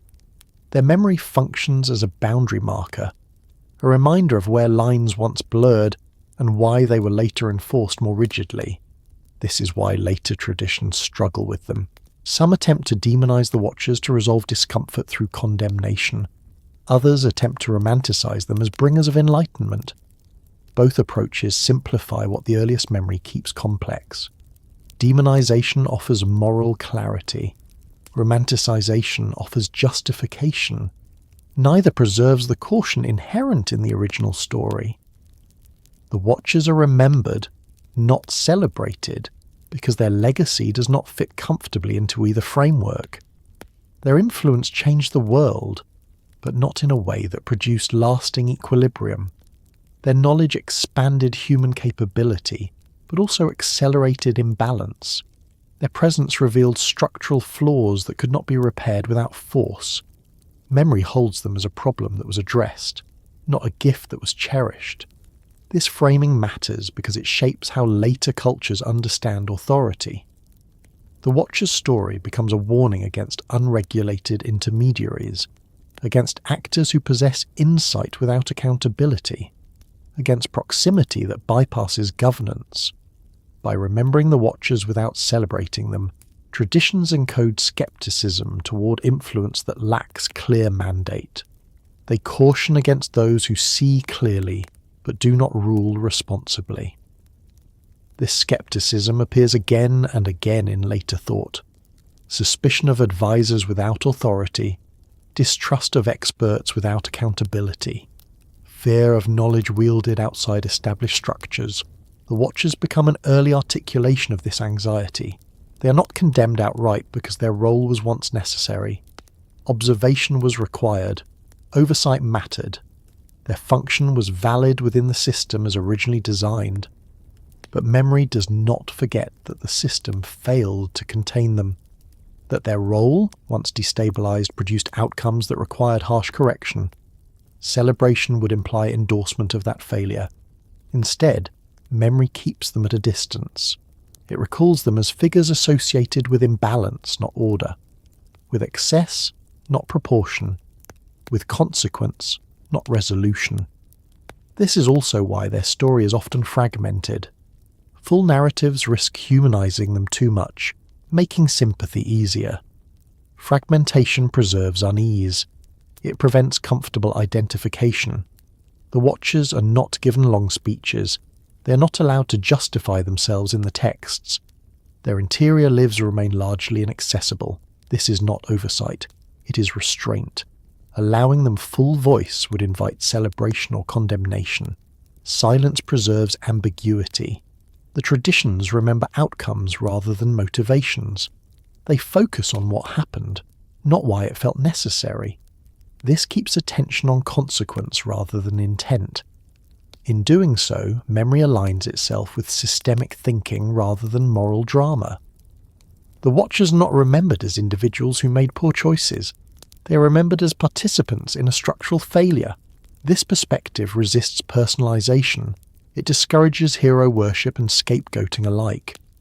Later retellings often abandon this restraint because they seek emotional clarity. They turn Watchers into fallen angels, rebels, or tragic heroes.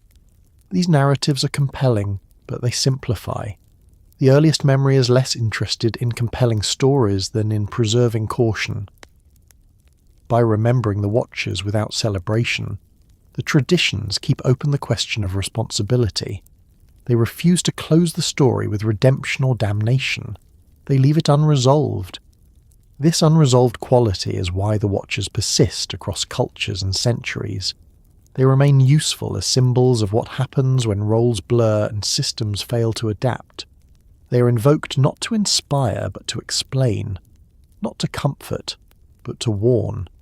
Memory uses them to mark the cost of uncontained influence, the danger of accelerated knowledge, the risk inherent in proximity without governance.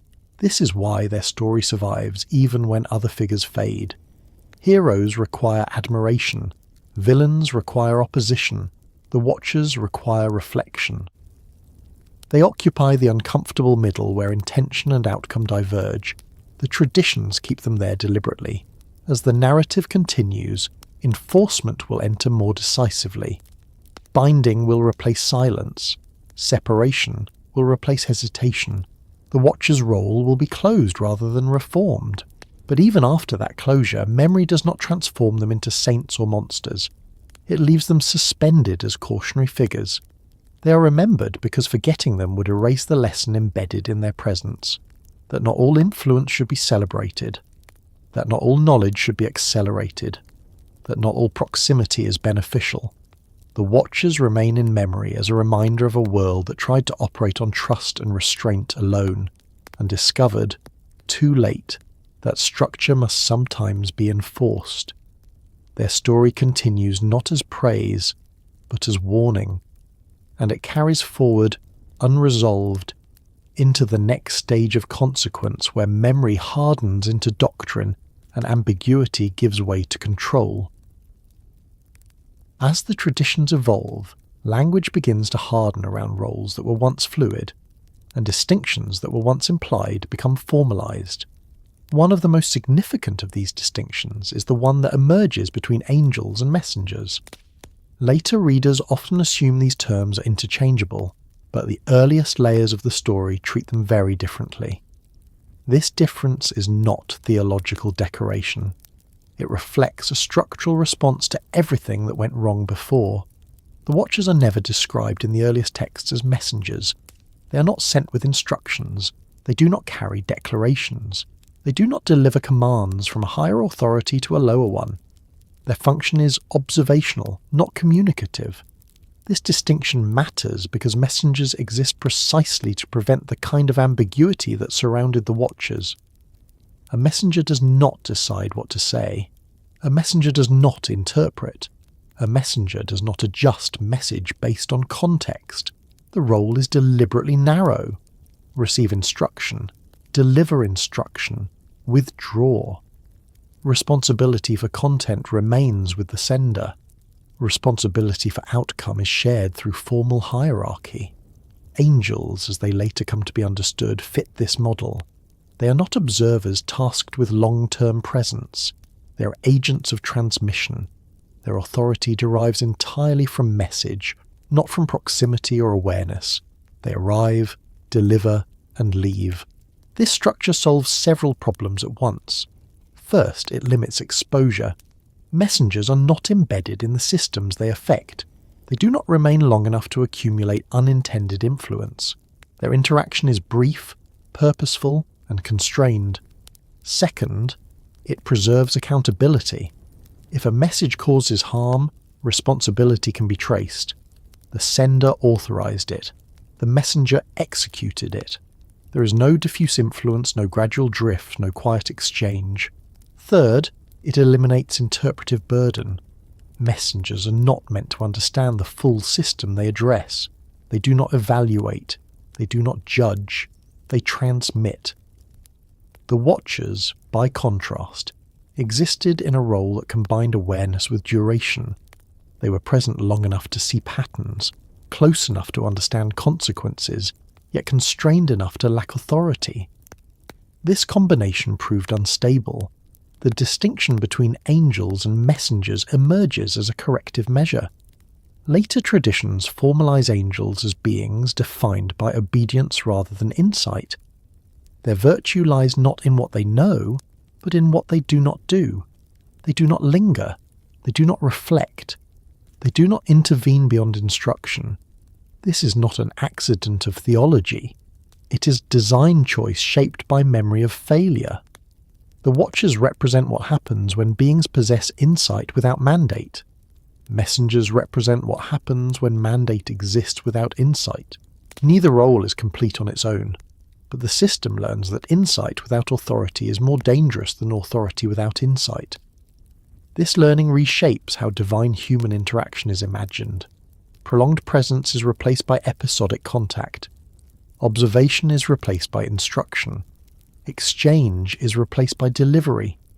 The Watcher's story thus sits at the transition point between two models of oversight. In the older model, proximity and awareness were trusted. In the newer model, distance and obedience are enforced. This shift is often framed in moral terms in later texts, but its origins are structural. The system adapts by narrowing roles rather than expanding trust. Angels, as messengers, do not watch humanity unfold over time. They intervene at specific moments with specific purposes. They are tools of enforcement rather than witnesses of process. This removes the burden that crushed the Watchers. Messengers are not expected to care about outcomes beyond compliance. They do not accumulate responsibility. They do not carry unresolved knowledge forward. The difference between angels and messengers is therefore not merely semantic.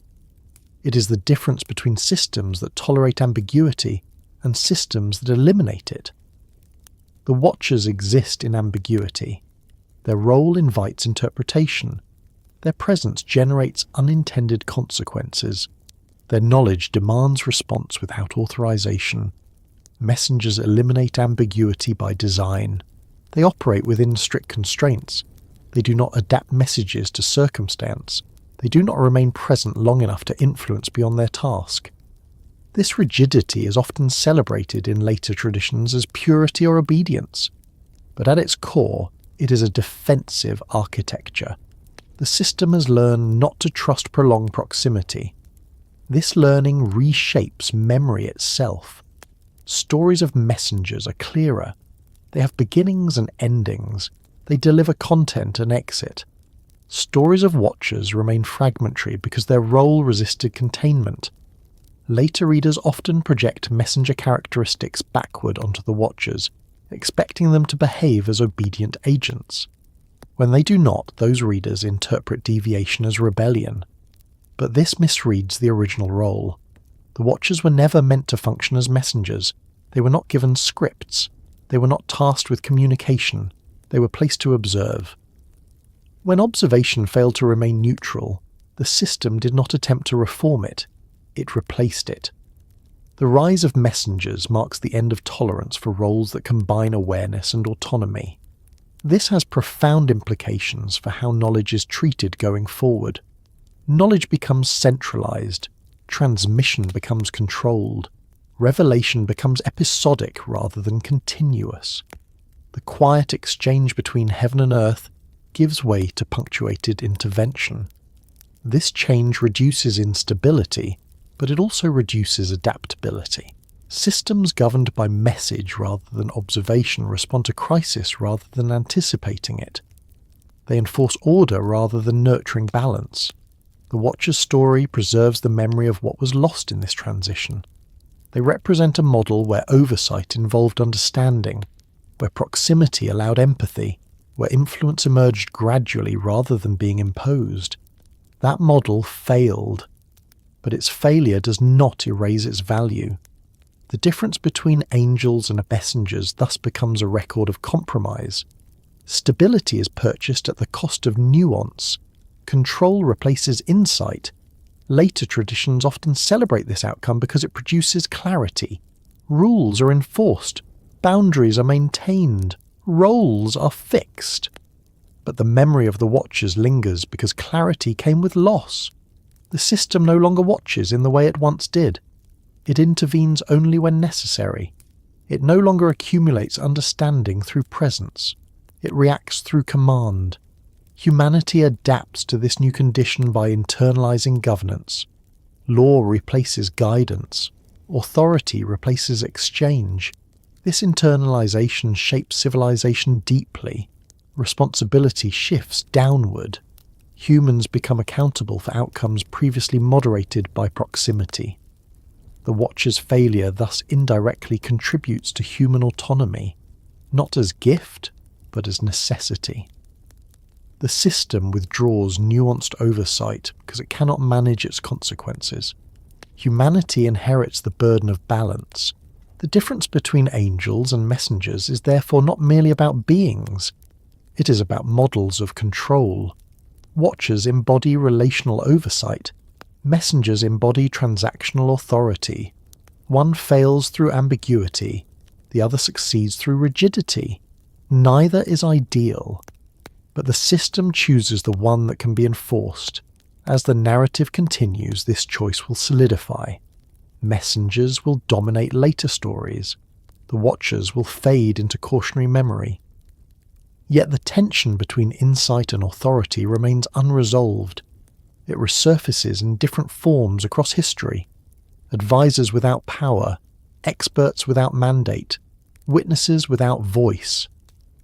The Watcher's story persists because that tension never disappears. The distinction between angels and messengers closes one chapter of oversight and opens another.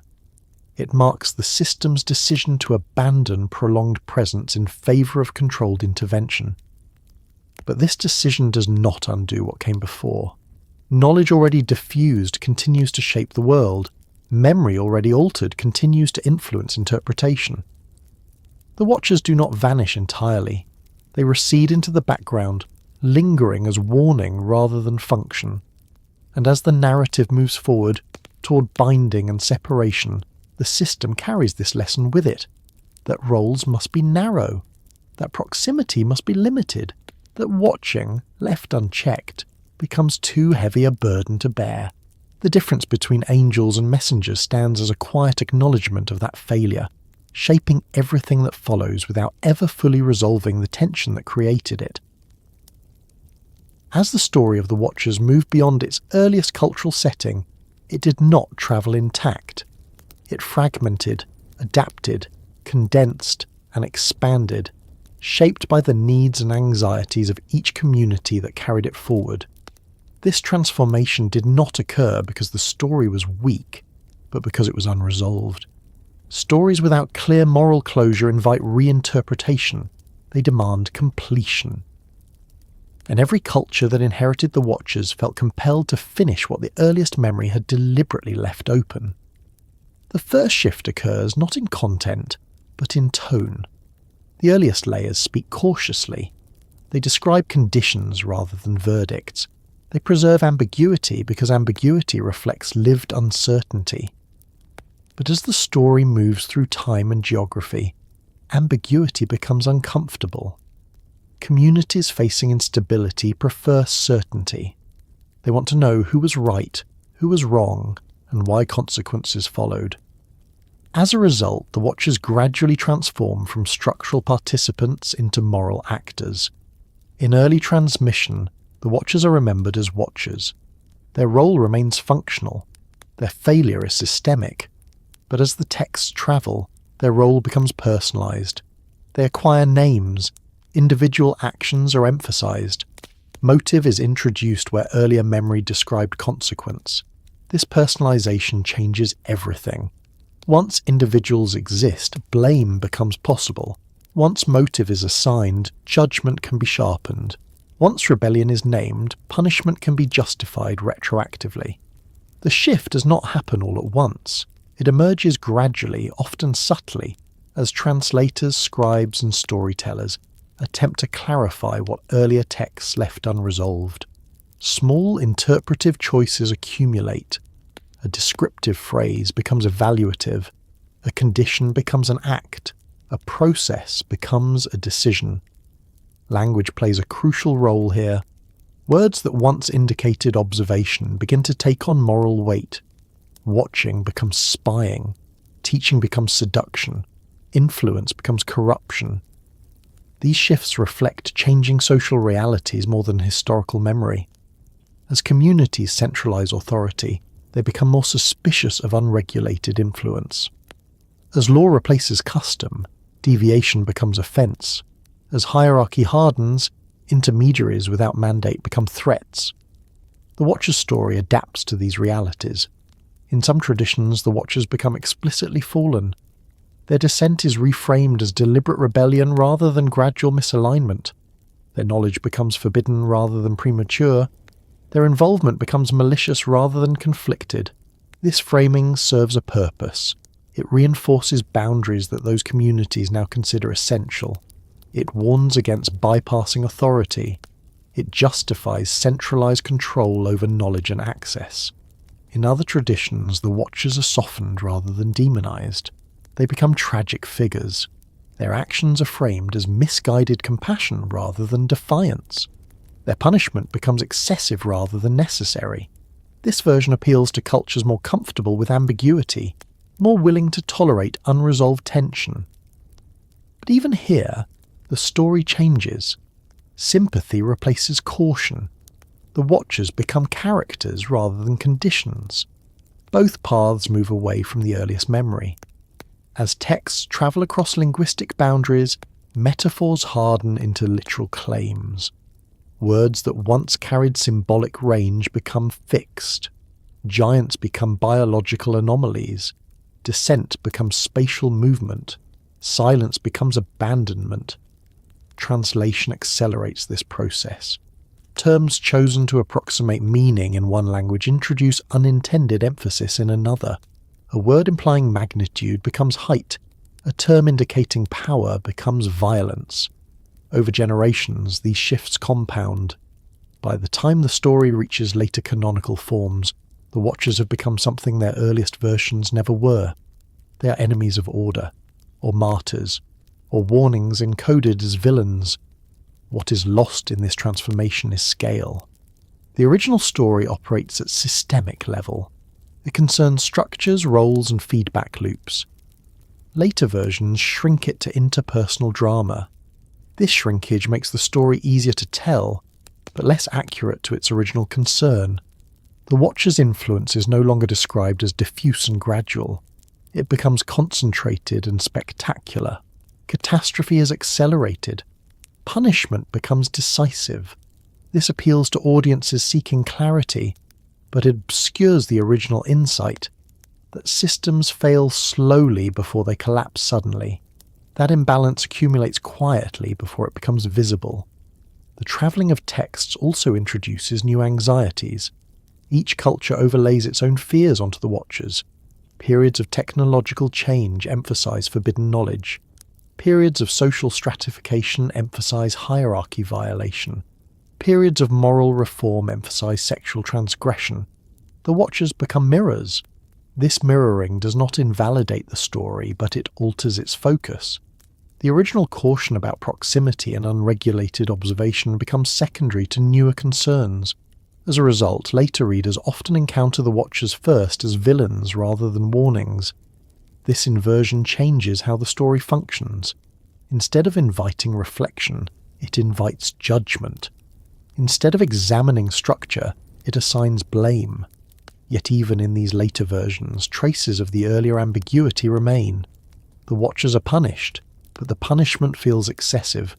Knowledge is condemned, but its benefits are undeniable. Dissent is framed as rebellion, but the initial conditions that made it possible remain unexplained. These tensions persist because they cannot be fully resolved without returning to the original structural problem. Textual travel also introduces compression. Long, slow processes are condensed into single events. Silence becomes moment. Delay becomes instant reaction. This compression serves narrative economy, but erases duration. Without duration, burden becomes choice. Consequence becomes intent. The Watchers are judged not for what unfolded, but for what they supposedly decided. Yet the earliest memory resists this decisiveness. It insists that no one fully understood what was happening until it was already irreversible. As texts travel further, the Watchers sometimes disappear entirely. Their role is absorbed into broader categories: demons, fallen angels, mythic enemies. This disappearance reflects discomfort. The Watchers do not fit neatly into moral taxonomies. Removing them simplifies doctrine, but their absence leaves a gap. Later systems struggle to explain why knowledge becomes dangerous, why proximity must be regulated, why intermediaries are suspect. Without the Watchers, these rules appear arbitrary. The story persists in fragments precisely because it explains something foundational. It explains why oversight must be constrained, why roles must be narrow, why prolonged presence creates unintended influence. Even distorted, the Watcher's story continues to carry this logic. As the narrative travels, it also becomes entangled with cosmology. What was once about relationship becomes about location. Heaven becomes distant, Earth becomes isolated, movement replaces interaction. This spatialization further simplifies the story. Distance becomes safety, descent becomes violation. But this framing loses the insight that proximity can exist without movement, and influence can occur without arrival. The earliest memory understood this. Later versions struggle to preserve it. Despite all these changes, something remains remarkably stable. The Watchers are always associated with excess, with knowledge that arrives too early, with influence that exceeds mandate, with consequences that require correction. No version celebrates their outcome. Even when sympathy is extended, the end is the same: separation, binding, silence. This consistency suggests that beneath all reinterpretation, the core warning persists. Textual travel reshapes surface meaning, but deep structure endures. The story changes as texts travel, because each culture needs it to answer different questions. But the questions themselves often return to the same concern. How much influence is too much? How close is too close? How much knowledge can be carried without destabilizing the system? The Watchers become a vessel for these questions. By the time the story reaches its later forms, it has become layered with meaning. No single version can claim completeness. Each preserves part of the original tension while obscuring another. The earliest memory does not disappear. It becomes buried. Recovering it requires reading against later certainty. It requires noticing where moral clarity feels forced, where punishment feels disproportionate, where intent is asserted without explanation. Those moments mark where the story has been reshaped to fit new frameworks. Understanding how the story changed as text travelled is essential to understanding what the story was originally trying to convey. It was never meant to explain monsters or justify violence. It was meant to describe a failure of structure, a world that trusted restraint too long, a system that allowed proximity without governance. As text travelled, that lesson became harder to hear beneath layers of interpretation, yet it persists. The Watchers remain remembered, even when misunderstood, because the conditions they represent recur. Every time knowledge accelerates faster than governance. Every time influence spreads without accountability. Every time observers become participants without mandate. The story resurfaces because the problem resurfaces. As the narrative continues, it moves toward final separation, binding, withdrawal, enforcement. But the way the story reaches that point has been shaped by every culture that carried it forward. Understanding those changes does not weaken the story. It reveals its depth. The Watcher's legacy is not a fixed account, but a living memory shaped by transmission. And as the final movements of the narrative approach, that memory, altered but persistent, continues to exert influence, reminding each generation that stories do not merely travel through time, they are transformed by it. When observation finally ends, it does not do so with spectacle. There is no announcement marking the moment when watching ceases, no final record stating that oversight has been withdrawn. The traditions describe this ending indirectly, through what no longer happens, through absences that slowly become permanent. Observation fades not because the world no longer exists, but because the system that once sustained proximity can no longer tolerate it. What remains is not emptiness, it is inheritance. The end of observation does not erase what was seen. It leaves behind structures shaped under scrutiny, knowledge diffused without origin, and systems that must now operate without external moderation.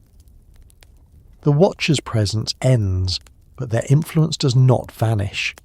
It settles into the foundations of human development, embedded in habits, assumptions and trajectories that no longer remember how they began.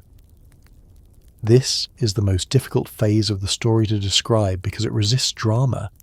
Endings usually announce themselves. This one does not. Observation ends quietly, as silence deepens into absence and absence hardens into norm. Humanity does not experience this moment as loss at first. There is no immediate sense that something essential has been withdrawn. Life continues, societies function, knowledge is applied. Progress, as it is understood, does not reverse. What changes is feedback.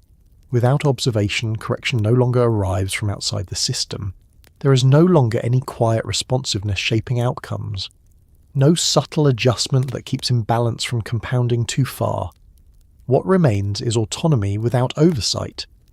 This autonomy is not presented as reward or punishment in the earliest memory. It is consequence. A system that could not sustain proximity now operates alone. The Watcher's role dissolves into memory rather than conclusion. They do not depart dramatically. They recede. Watching ends because it can no longer exist without causing harm. What remains of them is not presence but trace. Knowledge that once arrived through observation now circulates internally. Techniques become traditions. Insights become customs, practices become institutions. Over time, their origins fade, leaving only function.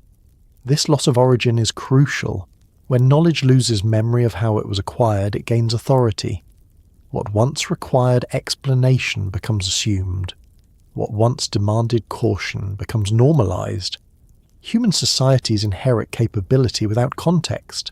This inheritance is uneven. Some cultures stabilize around it, others fracture. Without external moderation, internal mechanisms of control grow stronger. Law replaces guidance. Authority replaces exchange. Observation once provided nuance. Its absence produces rigidity. The texts hint that this rigidity is both necessary and costly. Necessary because unregulated influence has proven destabilizing. Costly because it eliminates adaptability.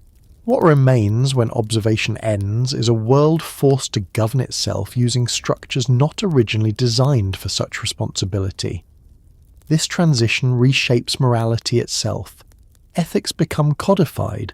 Transgression becomes offense rather than imbalance. Correction becomes punishment rather than adjustment. The Watcher's absence accelerates this shift. Without observers who understand long patterns, societies respond to crises reactively. Without proximity-based oversight, systems rely on rules rather than judgment. This does not immediately lead to collapse. In many cases, it produces stability. Order becomes enforceable. Boundaries become clear. But this clarity comes at a cost. Nuance disappears. Context is lost. Systems that once adjusted slowly now swing sharply between extremes. The Watcher's story lingers in this cost. Memory preserves them not because they were good, but because something was lost when they were gone. What was lost was not protection. It was awareness. Observation offered a long view. It allowed patterns to be recognized before catastrophe. Its absence means consequences are felt before they are understood. Humanity adapts by developing its own observers, scholars, historians, advisors, analysts. These figures mirror the Watchers imperfectly, carrying insight without authority. The tension returns in new form. Those who see patterns without power struggle to be heard. Those with power without insight struggle to govern wisely. The imbalance persists. The Watcher's legacy thus reappears inside human systems. The same problem repeats at smaller scales. What remains is not peace, but recursion. The story does not end with observation, it internalizes it. The silence that followed the descent now deepens into absence. The quiet exchange is replaced by internal dialogue. Humanity must now watch itself. This is not presented as triumph, it is presented as necessity. The texts do not celebrate this outcome. They do not describe humanity as ready. They describe humanity as required to adapt because no alternative remains.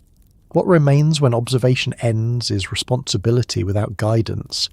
Memory struggles with this burden. Later traditions reinterpret absence as abandonment or judgment. They project intention where there was consequence. But the earliest memory does not accuse. It records. It notes that the world continued, that systems evolved, that imbalance persisted in new forms. The Watchers are gone, but the conditions that produced them are not erased. Knowledge still accelerates, influence still spreads, boundaries still strain. The difference is that there is no longer any external observer to absorb the weight. Humanity becomes both subject and witness. This dual role is unstable, but unavoidable. What remains is a world that must confront its own patterns without appeal, a system that must regulate itself using imperfect tools. The Watcher's silence thus becomes the backdrop against which all later development unfolds.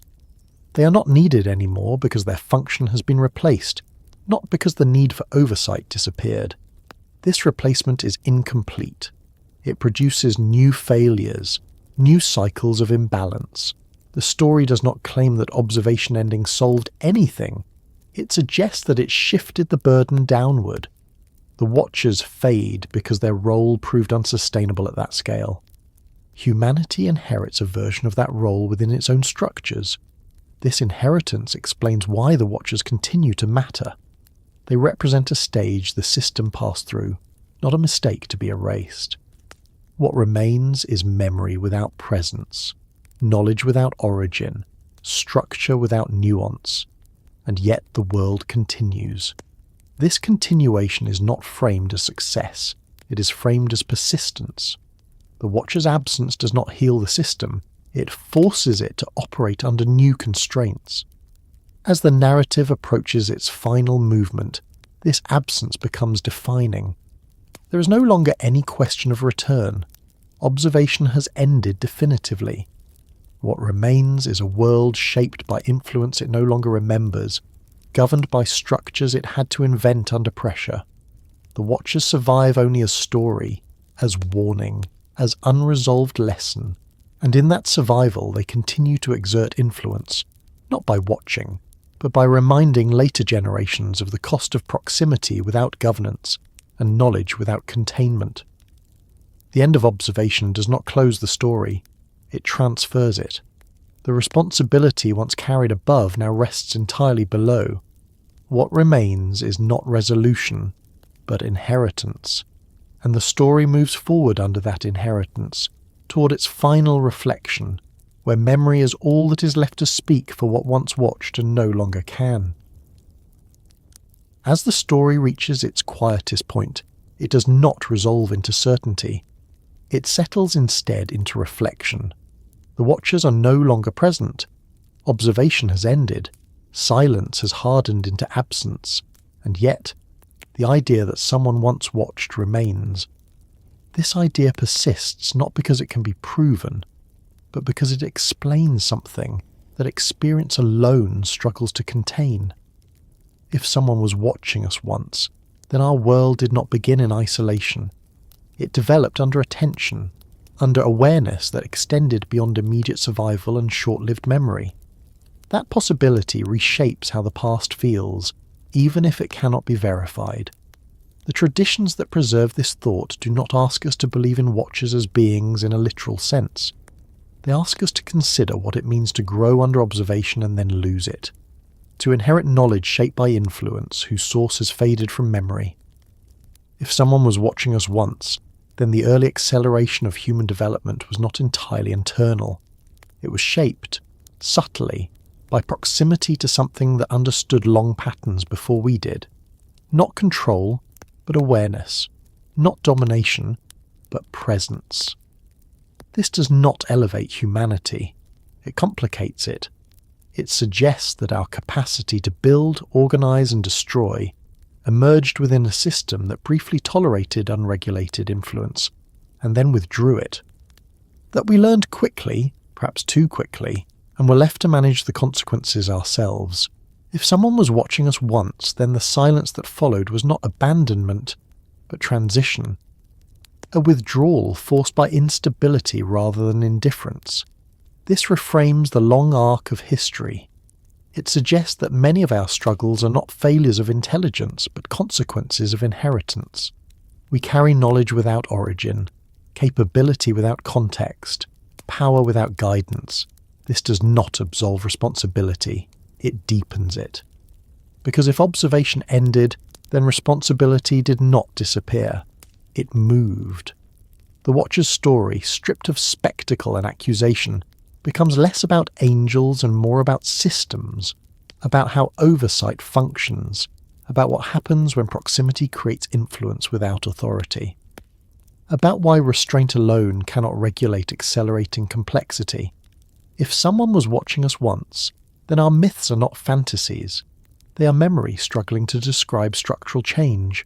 Giants, judgment, descent, silence. These are not events to be proven. They are ways of speaking about imbalance, correction, and loss of proximity. The question is not whether the Watchers existed as beings in the sky or figures on the earth. The question is whether the pattern they represent has occurred before and continues to occur still. We live in a world where observation shapes behaviour, where knowledge spreads faster than governance, where influence operates without accountability. where systems strain under acceleration. The Watcher's story feels familiar because the conditions it describes repeat. Experts see patterns without power. Authorities wield power without understanding. Knowledge burdens those who carry it without offering resolution. If someone was watching us once, then we are now watching ourselves. This is the quiet inheritance the story leaves behind. Not fear, not awe, responsibility. The silence after observation forces humanity to become its own witness, to notice patterns, to recognize imbalance, to act without appeal to higher moderation. This is not presented as triumph, it is presented as necessity. The traditions do not say the world improved when the Watchers were gone, they say it continued. Continuation is not resolution, it is endurance. If someone was watching us once, then the loss of that watching explains why progress feels uneven, why knowledge often outpaces wisdom, why correction arrives only after damage has spread. The Watchers are remembered because they mark a time when oversight existed without enforcement and failed. They are not celebrated because their presence revealed limits rather than solutions. Their story ends not with destruction, but with transfer. Whatever was once carried above is now carried within human systems. We analyze, we record, we observe, we warn, often without authority, often without being heard. The tension has not vanished. It has changed scale. If someone was watching us once, then the question is no longer where they went. It is what we do with the role we inherited. Do we watch without acting, act without understanding, accelerate without containment? The story offers no answer. It offers awareness. That awareness is not meant to disturb sleep. It is meant to soften certainty. The Watchers do not linger as threats. They linger as reminders that systems fail quietly before they fail loudly, that influence matters even when it is unintended, that knowledge always carries weight. As this thought settles, the world outside continues its rhythms. Night deepens, sound fades. The past remains unresolved but no longer urgent. If someone was watching us once, they are not watching now. What remains is memory, pattern, responsibility. And that responsibility does not demand resolution tonight. It simply asks to be noticed.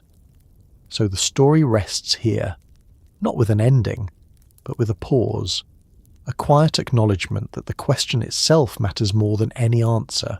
If someone was watching us once, then the world we inhabit is shaped by more than chance and less than certainty. And as sleep arrives, that thought does not ask for belief. It asks only for reflection, carried gently forward into whatever comes next.